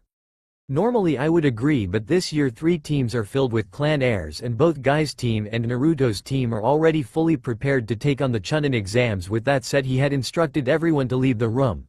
Once everyone filled out, he summoned a carrier hawk and attached Team Naruto's Chunin exam application forms to the hawk's leg. Giving a signal, the hawk flew off to his targeted destination. "Let's tweak this a bit. Add a compactor seal here, and done. Finally, now all it needs is my blood and chakra," mumbled Naruto as he had finished possibly making the most complex seal since his father's Hireishin. It may have taken countless weeks with barely any sleep being in between making the bloody seal, but now he can always look back at this day to his greatest achievement at the sole age of 13. Standing up, he started walking out to the back and simply sat in a meditation position that the dragons had taught him. Even though he knew both positions for how the dragons and phoenixes trained their sages, or would have trained their sages since he was the only one who got the chance, he found that it didn't really affect him in gathering nature chakra, other than when in the dragon position the nature chakra was a lot denser, which had the effect of it lasting longer and boosting his strength much more than his speed, but also gave him unbreakable skin. But because of that, it also took a longer time to gather the nature chakra to go into dragon sage mode. The Phoenix one, however, made gathering nature chakra really fast while also boosting his speed and also giving him a higher regenerative ability. And if he gets good enough using Phoenix Sage mode, he could rebirth himself if he truly died while in the Phoenix Sage mode. The downside to this is that the Sage mode of the Phoenixes makes the nature chakra run out faster, so it would only be effective in defeating either an enemy as fast as possible or if it was to finish a fight as fast as possible. So while both Sage modes do come in handy, it was really hard to use during mid-battle because of the required time limit of either gathering or running out of energy. With a sign, Naruto slowly drifted into his mindscape, which he had not been in for the past few days. Naruto's mindscape. Waking up in his mindscape, Naruto started walking forward towards the seal that would be a few minutes away. Taking time to view his mindscape, he saw all the lush forest trees growing with a beautiful nice shade of green on each and every leaf on every tree. He truly loved nature. After being accustomed to his Mokuton and Senjutsu training, he honestly spent as much time as he could growing trees around him and sleeping against them. He honestly also doesn't mind when he wakes up to having forest animals all cuddled up against him. Hell, he enjoyed it, and because of this he was able to walk in the forest and pet any animal he would see and they would enjoy his touch and not feel threatened at all. It was a good feeling to have. Seeing a big 5-story building in the distance, Naruto sped up his walking speed to a slow jog. Well, if you would count high Jonin level speed as a slow jog. Coming to a stop at the front of the house, he could hear a large amount of animals moving around with a feminine voice talking. That's new, maybe Kurama made a female fox for himself. Shrugging, he opened the door and just stared blankly at the sight in front of him. Animals ranging from tiger cubs to platypuses all standing on their hind legs doing stretches. But what made him go into shock was seeing Kurama in a tiny fox form with pink sweatbands on. After that image was forcefully implanted into his head, Naruto did what most would do to a situation like this. He laughed. He couldn't believe it, a class of animals doing yoga with Kurama wearing a pink jumpsuit while instructing the class. He couldn't help himself even when everyone stopped and looked at him and then continued with their class. For Naruto, he couldn't help what he did after that. After seeing them continue their yoga completely ignoring him, he stood up and walked over to Kurama and sat next to the fox, which for some reason gave him a shiver, but it shouldn't be too bad for him. He hoped. After another half an hour or so, the class ended with a game of musical chairs for the young animals, which Naruto would never admit he joined and got beaten in by a turtle that was closer to the chair than he was. It sucked. A speed demon got beat by a babe turtle. That hurt his pride more than anything. After everyone left the house, he got a paw to the head. When Kurama in fox form, its whole body is a fox. Just to clear that up, courtesy of Kurama after everyone left. Turning toward Kurama, he was trying his best not to laugh at Kurama while he was wearing pink sweatbands and a pink jumpsuit. It looked ridiculous on him. It was too hilarious and he couldn't help himself cracking up over it. Until he heard a girl's voice somewhere.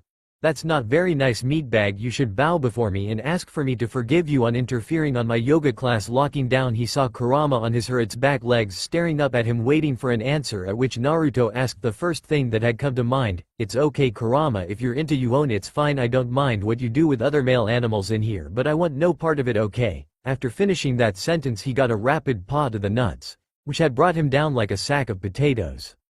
With a pained voice Naruto asked for an answer of why Kurama had done that to him, which had got him with Kurama sitting on his back. "You know when a woman tells you something you should listen," stated Kurama with a bored tone, but you could easily see a massive grin on the fox's face. The reason for that was Naruto's deer in a headlight face. He was stunned stupid. Kurama, his partner for the past few years, was female. How in the blue hell was he supposed to know? Kurama, seriously, since when were you a female? Asked Naruto in a flat tone, but anyone could tell he was still shocked stupid from the revelation. Since I was born," said Kurama with an even tone while now laying on Naruto's back with both paws on his head ready to strike at him at a moment's notice. "But then why do you have Kurama as a name? I mean that sounds like a dude name," said Naruto in a curious tone. Now seriously, this was weird, but he wanted to know, damn it. "Well, the sage didn't really think that we would have gotten genders because you know masses of chakra, right? We also didn't learn how to talk until a few years after his passing, so we got our names, but while he managed to get everyone else's name right he didn't get mine. It wasn't fair," said Kurama with her head down on her paws now, still laying on top of Naruto as she had continued her rant. "But I wouldn't have noticed you for a girl if I didn't see it myself. I mean in you big form, which I'm guessing you can transform into easily. Had such a deep voice that I instantly thought you were male," said Naruto while staring blankly to the wall ahead of him. Damn, Kurama was still laying on his back so he can't move at all. "Well, if you think about it, I'm really tall and so is I guess organs, so my vocal cords are massive, so it must come out as a very deep voice," said Kurama with paw on her chin. "Well, do you want a new name though?" asked Naruto while tilting his head to the side a bit to see Kurama's face, which had a thoughtful look. After a few minutes of thinking, Kurama had accepted if it was a good name. Let's see, how about Kusami, would that work?" asked Naruto with a raised eyebrow at the fox on his back. After a few seconds, however, the newly named Kusami jumped up and down on Naruto's spine happily. "Yes, that's the most perfect name for me," said Kasumi with joy. After the whole name thing, Naruto and Kusami spent time with each other playing games like poker and just simply talking. It was the most fun he had in his life since meeting Shisui and Itachi when Itachi used to like him. Academy gates. Walking up to the academy gates he saw his two teammates and girlfriends Satsuki and Toki. Quickly kissing them on the cheek, he slowly dragged them in towards the staircase. He instantly caught sight of a genjutsu and quickly passing by it, ignoring the ongoing drama there. Because he was still dragging both of his teammates, he had missed both Satsuki and Toki blushing when he went past the drama. Getting up to the second floor, he quickly found a random chunin who had to take their forms of entry for them, due to not having a Jonin-sensei. After getting it all set up and ready, Naruto stared at the door with contempt and with a grin he did a forward kick that sent the door flying through the room and out the window. Everyone was dead silent when he had walked in. I mean, who wouldn't? That was the most badass entrance anyone here probably had heard. Enjoying the faces of the other genin, he was about to sit down when he had heard the voice of a banshee. "Ino pig, get off Sasuke-kun!" screamed the pink-haired howler monkey, and the blonde-haired chick had latched onto Sasuke's back while walking into the class. Deciding not to get involved, he sat down and rested his head on his arms. Because of this, he had not seen Toki and Satsuki move closer to their group, although he had heard a person by the name of Kabuto talking about information cards that he had collected through his many times in the Chunin exams. Deciding to listen, he heard Kabuto talk about a redhead Sunanin by the name of Gaara and information about him. He was curious of what his card would have said, so he listened to what was on the card. Naruto Uzumaki, ex-son of the 4th Hokage and ex-brother to Konoha's princess Mito Uzumaki Namikaze. His current levels are. After waiting for about a minute, Sasuke had to ask again, only for Kabuto to look directly at him and start paling. It was kind of hilarious if he thought about it, and with that he had fallen asleep. Time skip preliminary. Sorry but I couldn't be bothered with Forest of Death or first part, but it's basically the same as canon, just that Naruto doesn't inspire everyone Mito did and Naruto's group doesn't meet with Orochimaru or the other rookies at all and they are 3 days early. Cough cough cough. Okay, I welcome you Genin who had made it to the third part of the test, however because there are too much people we will have to have a preliminary to decide who goes to the finals. At this Hayate, the protector, for the third Chunin exams clicked a remote that had made a large flat screen descend from the roof and randomly scrolled through names. In Naruto's opinion the fights were quite boring seeing as how they had ended all too fast for his tastes, however to be fair some matches were good, like Toki's versus a Kumo chick by the name of Kurai, but due to still being a fresh genin. Even though they had done the most missions in a few months, she couldn't beat a more experienced genin. Satsuki was the same as she had fought Samui their team captain and only lost due to her overcompetence and now she was suffering from electricity burns in the med bay. Looking up at the screen he couldn't help but smile at what he saw, Naruto Uzumaki versus Kiba Inuzuka. Finally he got to fight. He was ready to go and show these people how badass he was, until he heard Kiba talk, haha we got this Akamaru we got the dead last. Who cares about his mission ranks, he probably begged others to say he did those missions, said Kiba with others nodding to what he had said. No one really saw Naruto fight so it must have been bribes that gave him that mission ranks. Seeing that people agreed with Kiba pissed Naruto right off. He wasn't going to kick his ass now, no. He was going to demolish him. Using a fire shunshin he appeared on the floor waiting for Kiba to hurry up, which he seemed to take forever. However he had saw that Toki was laughing so he might as well let Kiba take more time in making himself look like a clown. Finally making his way down, Kiba started with his taunting, dead last, how about you give up now and I don't make you look even more of a loser, said Kiba while trying to show off his non-existent muscles to the group. Can you hurry up here, I'm getting bored over here, said Naruto making a deliberate yawn, which had gotten the attention from everyone including the other genin, but Toki's face was weird to him. It looked like she was annoyed he had interrupted Kiba's gloating or she was annoyed he had made him stop making himself look like an ass. Cough. Okay, the match between Naruto Uzumaki and Kiba Inuzuka is now beginning, with that Hayate jumped back signaling the fight beginning. Naruto still bored appeared behind Kiba and kicked him with a corkscrew kick to the ribs which left a loud cracking sound going through the area. Ah! Screamed Kiba as he held the left side of his ribs, which were probably broken by now. Staring blankly at the fact he just beat Kiba with a simple kick at like only 10% of his sealed state, it kinda worried him. I mean seriously, he beat someone in one kick, like what the actual hell, that's not natural. Hayate, I don't think he can continue, said Naruto scratching the back of his head as he watched Kiba squirm from the pain he was feeling. Finally getting back from the shock, Hayate had called the match, winner Naruto Uzumaki. With that the medics had come in including Tsunade as she wanted to see the damage the kid had been dealt with. Doing a quick medical scan, it shown that he had broken all his ribs on the left side, and the amazing thing was nearly every bone near the ribs had also been fractured to a point that they could break at the slightest touch. Carrying the boy to the med bay, Tsunade looked back at the shocked look Naruto had on his face. That instantly proved he didn't do that on purpose but to have that much strength. It was amazing. While nowhere near her, it was a lot of strength, maybe even more than Guy's strength without his weights. Okay, final match, Mito Namikaze versus Omoi. Waiting for the two to appear, he had started the match. This will be way too easy, sorry but you're finished. With that Mito ran at Omoi at Chunin level speeds and aimed for a haymaker straight to the head, which Omoi countered by striking his left knee, which had made Mito's haymaker miss its mark by a large amount. Throwing his knee up, Omoi kneed Mito straight in the jaw, then followed up with a sweep kick that had tripped Mito. Grabbing his sword he pointed the tip at her neck. Sorry but you have to surrender, and if you don't I will have to land the killing blow, which would make the 4th Hokage kill me, and then the Raikage will fight the 4th Hokage, and then there will be the 4th Shinobi War, and then everyone will kill each other until we are all dead, and then the Raikage in his dying breath will send me to hell, and I don't want to go there, so please surrender, asked Omoi, which had made everyone who was listening in to his random ramblings, which had Samui and Kurai blush a bit at his behavior while still pointing his sword at Mito's neck, only to hear a shout of Rasengan, and to feel spiraling pain in his back before feeling his body getting destroyed from the inside. With a final push, Omoi flew off and smashed head first into the wall. Hayate quickly calling medics and had grabbed the destroyed Omoi and pried his body out of the now man-sized hole in the wall. After that match every winner had been gathered up in the middle ready for the name calls. Going up first Naruto pulled out a 1. Next up was Hinata Hyuga, who funny enough got 2. He remembered her match quite well. It was against her cousin who had a massive stick up his ass, but compared to Hinata it was a tiny twig.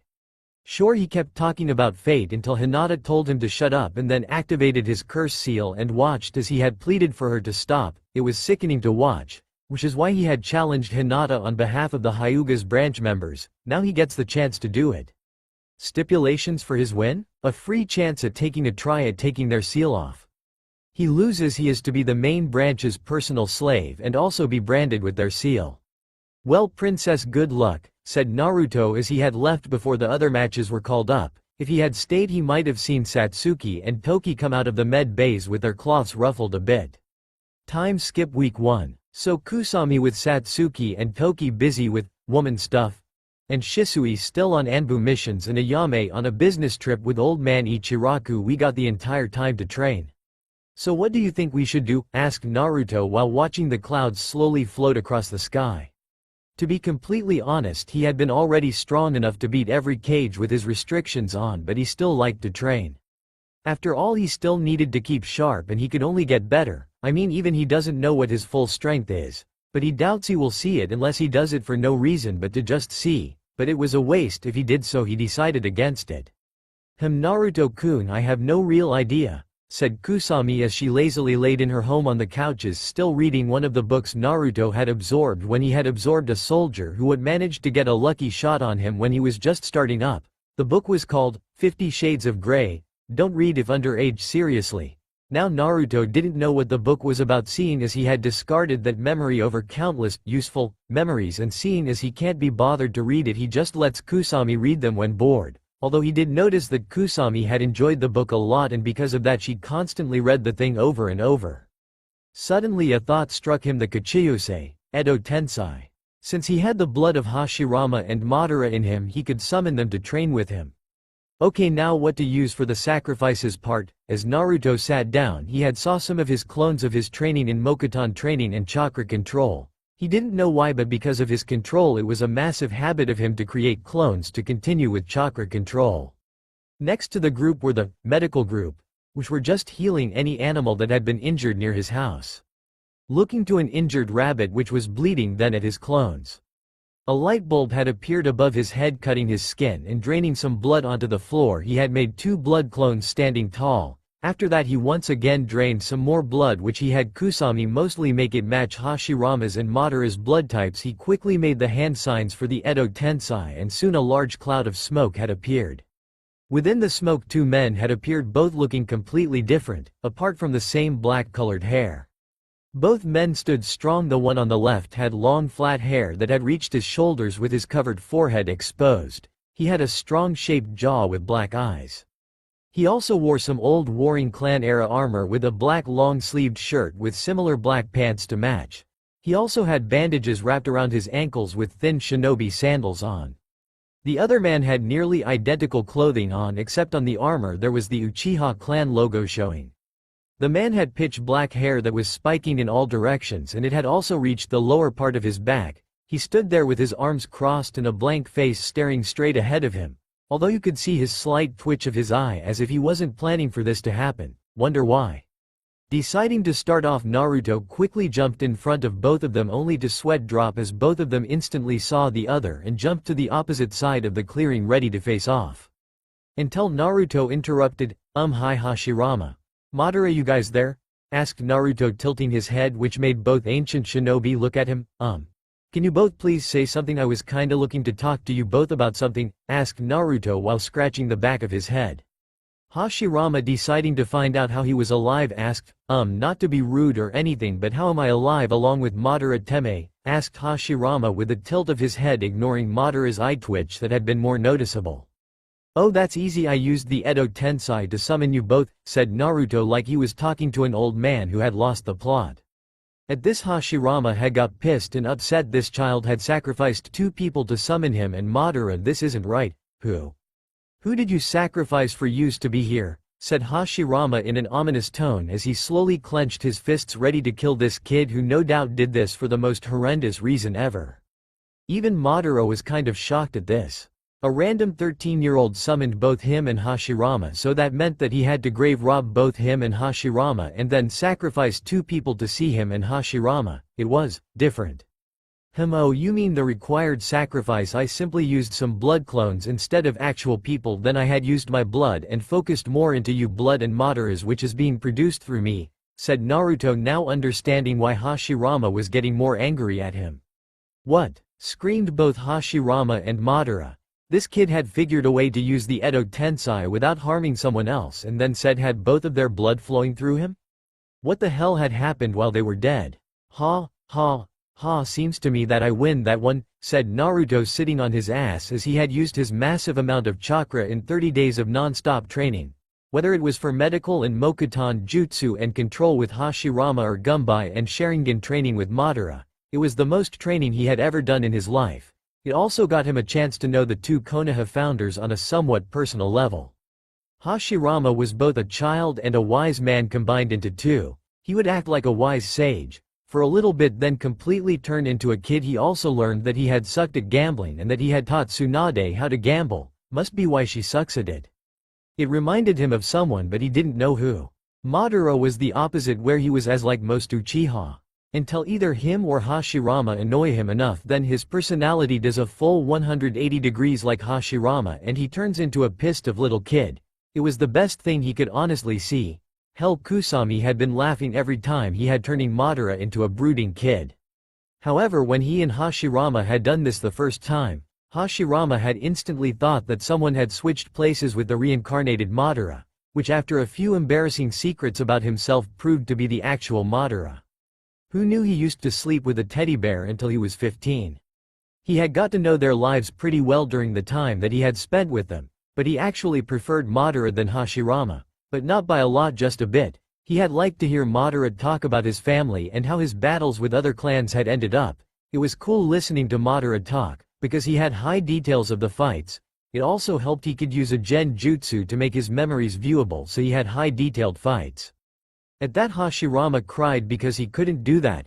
It would have been funny watching him try to boast about his supposed skills during his battles. But one thing was certain when training for the Chunin finals. Both Madara and Hashirama wanted to see how strong were the current generation, thinking that they should be a lot stronger than when they were kids, and by the way Naruto was. At that, Naruto knew they would be disappointed, but let them see what the world's shinobi current strength was nowadays. Naruto, deciding that since he had one more day before the matches, decided to go buy a book to read while he had relaxed in his personal onsen, which he had noticed was not used at all since the Chunin exams, but it wasn't like it was the end of the world. Walking into the book stand, he had immediately started to browse through all the books. After a good 10 minutes of searching, he had decided to give up. Walking to the front, he had looked behind the clerk and saw a book called The Tales of a Gutsy Ninja. And for some reason, that book had called out to him. Walking around the counter and picking the book up, he skimmed the blog at the back and felt a smile worm onto his face. Apparently it told a story about a person named Naruto fighting to bring world peace. Wow, this book had some magic power to know what he would do before he could do it. Buying the book was easy, as the clerk said it was impossible to be sold, so he sold the book to Naruto at the original price and not 3 times the actual amount.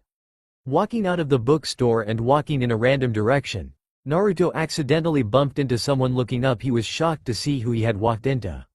There stood Jiraiya the Sennin, just staring at Naruto with an unblinking face. It was kinda of weird. They stood there for a good minute until Jiraiya started talking. "Hey kid, why are you reading that book?" asked Jiraiya, pointing to the worst-selling book of all time, which he himself had wrote a few years ago, with them only to be bought and used for starting fires. Hell, his own student didn't like the book much, it was too unrealistic. Well, I guess I like it. I guess the main plot about the character trying to break the cycle of hatred really drawn me in. I guess that it's because that's my dream to get rid of this world's cycle of hatred," said Naruto, staring at the book in his hands while missing the shock on Jiraiya's face. Instantly after he said his dream was to end the cycle of hatred, he decided he wanted to try something. "Kid, why waste your time on a goal that will never be completed?" said Jiraiya in a somewhat serious tone, that had pissed Naruto off. "I really don't care what you got to say, old man. If there is such a thing as peace I will find it, said Naruto with literal bright flames hidden beneath his eyes showing his unstoppable will and determination. Jiraiya was shocked. He had tried to get Mito to believe in world peace but she doesn't want her life to be wasted on something like that. That had hurt when he had gotten that reply, which had actually caused him to take a walk around the village, which had led him up to a point where he had met his godson or ex-godson who had the same dream as he had himself. Wanting to know the kid better, Jiraiya decided on what to do. Hey kid, do you want to spar? Asked Jiraiya with a grin on his face, waiting for Naruto to accept, which he did. He had grabbed Naruto's shoulder and teleported him to Training Ground 7. Okay, no kill shots, everything else available ready old man, said Naruto, getting into a basic boxer stance with his left arm out and his right arm a bit in front of his chest, his legs on an angle and slightly bent, ready to use his speed to destroy the old man. Jiraiya on the other hand had simply moved into the Toad stance which he had gotten taught when he had started to learn Toad's version of Senjutsu. With a silent nod, both figures started to run at mid-jonin speed, both aiming for a punch. Fist met fist and there was a slight clap as both fists fought for dominance over the other. Naruto, seeing an opening, grabbed the fist with the same hand he was clashing with, which had shocked Jiraiya as he hadn't ever seen someone try that. Pulling backwards, Naruto threw his elbow at the Senin's head, which had hit his mark and had the added effect of his rattling Jiraiya's head. Wrapping his arm around Jiraiya's head, Naruto brought a hard knee to the gut, which had forced Jiraiya to spit out a lot of spit. Seeing as Jiraiya was getting over the elbow to the head, Naruto used his left hand to also grab Jiraiya's hand, forearm, and with a quick spin and flick he was sent flying, straight through multiple trees. Looking toward the forest, he had sensed that a bit of chakra was held over a certain area. Doing a back flip that would make Jiraiya's haymaker miss, he went through two hand signs and with a shout shot out the first jutsu that Madara had taught him, Kaden. Great Fireball Jutsu. With that he had shot a massive fireball straight at Jiraiya, who at this moment was cursing. With no other choice he had used a well-known earth jutsu, Doden. Earth Wall. Throwing his arm to the floor and summoning a massive wall of earth, he was shocked at the strength that the fireball had done. It was still going after 30 seconds and it was getting bigger. It was kind of scaring the crap out of him right then. Old man, do you surrender and believe that there is a way for peace? Said Naruto, still holding the tiger hand sign as he watched the fireballs slowly grow in size. The only reason why it hadn't extinguished was because he was using wind chakra in a constant flow to strengthen it. Fine, I give now, stop that damn fireball brat, said Jiraiya as he was comically crying over the fact that he was beat by a kid. But then again he had heard how this kid was the best of the best, when people had wanted him specifically to do their missions. Well, that was fun old man Jiraiya, but I gotta go get something to eat, unless you want to come with me, said Naruto, looking at Jiraiya while also turning his body so that he could start walking. Deciding what the hell, Jiraiya went along with Naruto. He started to pale when he had saw Ichiraku and was holding his wallet tightly. Don't worry old man Jiraiya, I'm paying. I did ask you, said Naruto with a grin, looking at Jiraiya who had a look of shock on his face. Not once had anyone offered to pay for him, not his friends, Tsunade, and even his own pupil's family. It was always, you're paying Jiraiya, or can you hold a tab for use Jiraiya? I mean really, he was close to all of them but not once did they pay for him. Getting out of his shock, he gave the kid a grin, and also a sigh as he was thankful for not paying for ramen. Again, walking through the flaps, Naruto was greeted with the sight of Hinata and Mito sitting there. Shrugging, he took a seat and greeted Ayame, who had come back early for some reason. Hey Ayame, could you get me 3 bowls of chicken ramen and whatever the old man wants, said Naruto while looking at her with a grin when he had heard Jiraiya grumble about being called old. That was before Mito noticed Jiraiya and immediately started talking. Jiraiya-sensei, can you please pay for our ramen? Said Mito, looking at him expectantly while holding her hand out, thinking that he would. Jiraiya with a sign almost had held her the cash she would need for ramen, which would be 4D ranks worth. Just as he was about to hand the money over, Naruto ripped it out of his hand, which shocked everyone there. Ya no old man, I said I was paying, so I didn't want you to pay for anything, said Naruto while folding his arms, which Mito finally noticed who he was. You, give me that, I need it for ramen bastard, said Mito with a scream which could be heard from the outside of the stand. Tilting his head a little, he was going to say something until Hinata had decided to interrupt. You should comply, Dobi, or I will jukin you to oblivion in the finals, said Hinata with her eyes glaring at him, which he plainly ignored, which pissed and shocked Hinata off. Don't you have your own money, Mito? Why are you asking for Jiraiya's? Asked Naruto with his tilt of his head still in place. Why? Because I said so. Even father said I could always ask him for money, and it wouldn't even make a dent in his wallet, said Mito with her hair splitting into 9-tail-like things which were swaying left and right. It was kinda cool to be honest. Sigh whatever, but since I'm paying for Jiraiya I'll give you what you were getting. Pulling out about 4 D-rank mission amounts, Naruto handed it to Mito, who was shocked someone was paying for Jiraiya but couldn't say anything after he decided to sit down and start eating with Jiraiya, who was snickering at the drama Naruto caused. Hey, I want more than this. I have to pay for Hinata's, said Mito while walking up to Naruto trying to take his wallet, which he had slapped Mito's hand away each and every time until it got too annoying. About a bet, Mito? Instead of me and Hinata fighting, I will fight you. Hinata, and who else wants to fight me on a handicap match? Mito instantly agreed since she could destroy him and get something out of it. If you win I will pay for you ramen every day for a year, but if I win you can't ask Jiraiya for money unless he offers it to you. Deal? Sticking his hand out, Mito instantly grabbed it thinking he was joking. With that done, Naruto started to walk away only for Jiraiya to talk. Thanks kid. It's the first time ever since I didn't have to pay and it was nice, so thanks. With that, Jiraiya patted Naruto's shoulder while using the Shunshin to teleport away. Shrugging, he walked home. Maybe he could use his new Time Devil attack tomorrow. That's all for now. If you enjoy this video, then please like, share and do comments.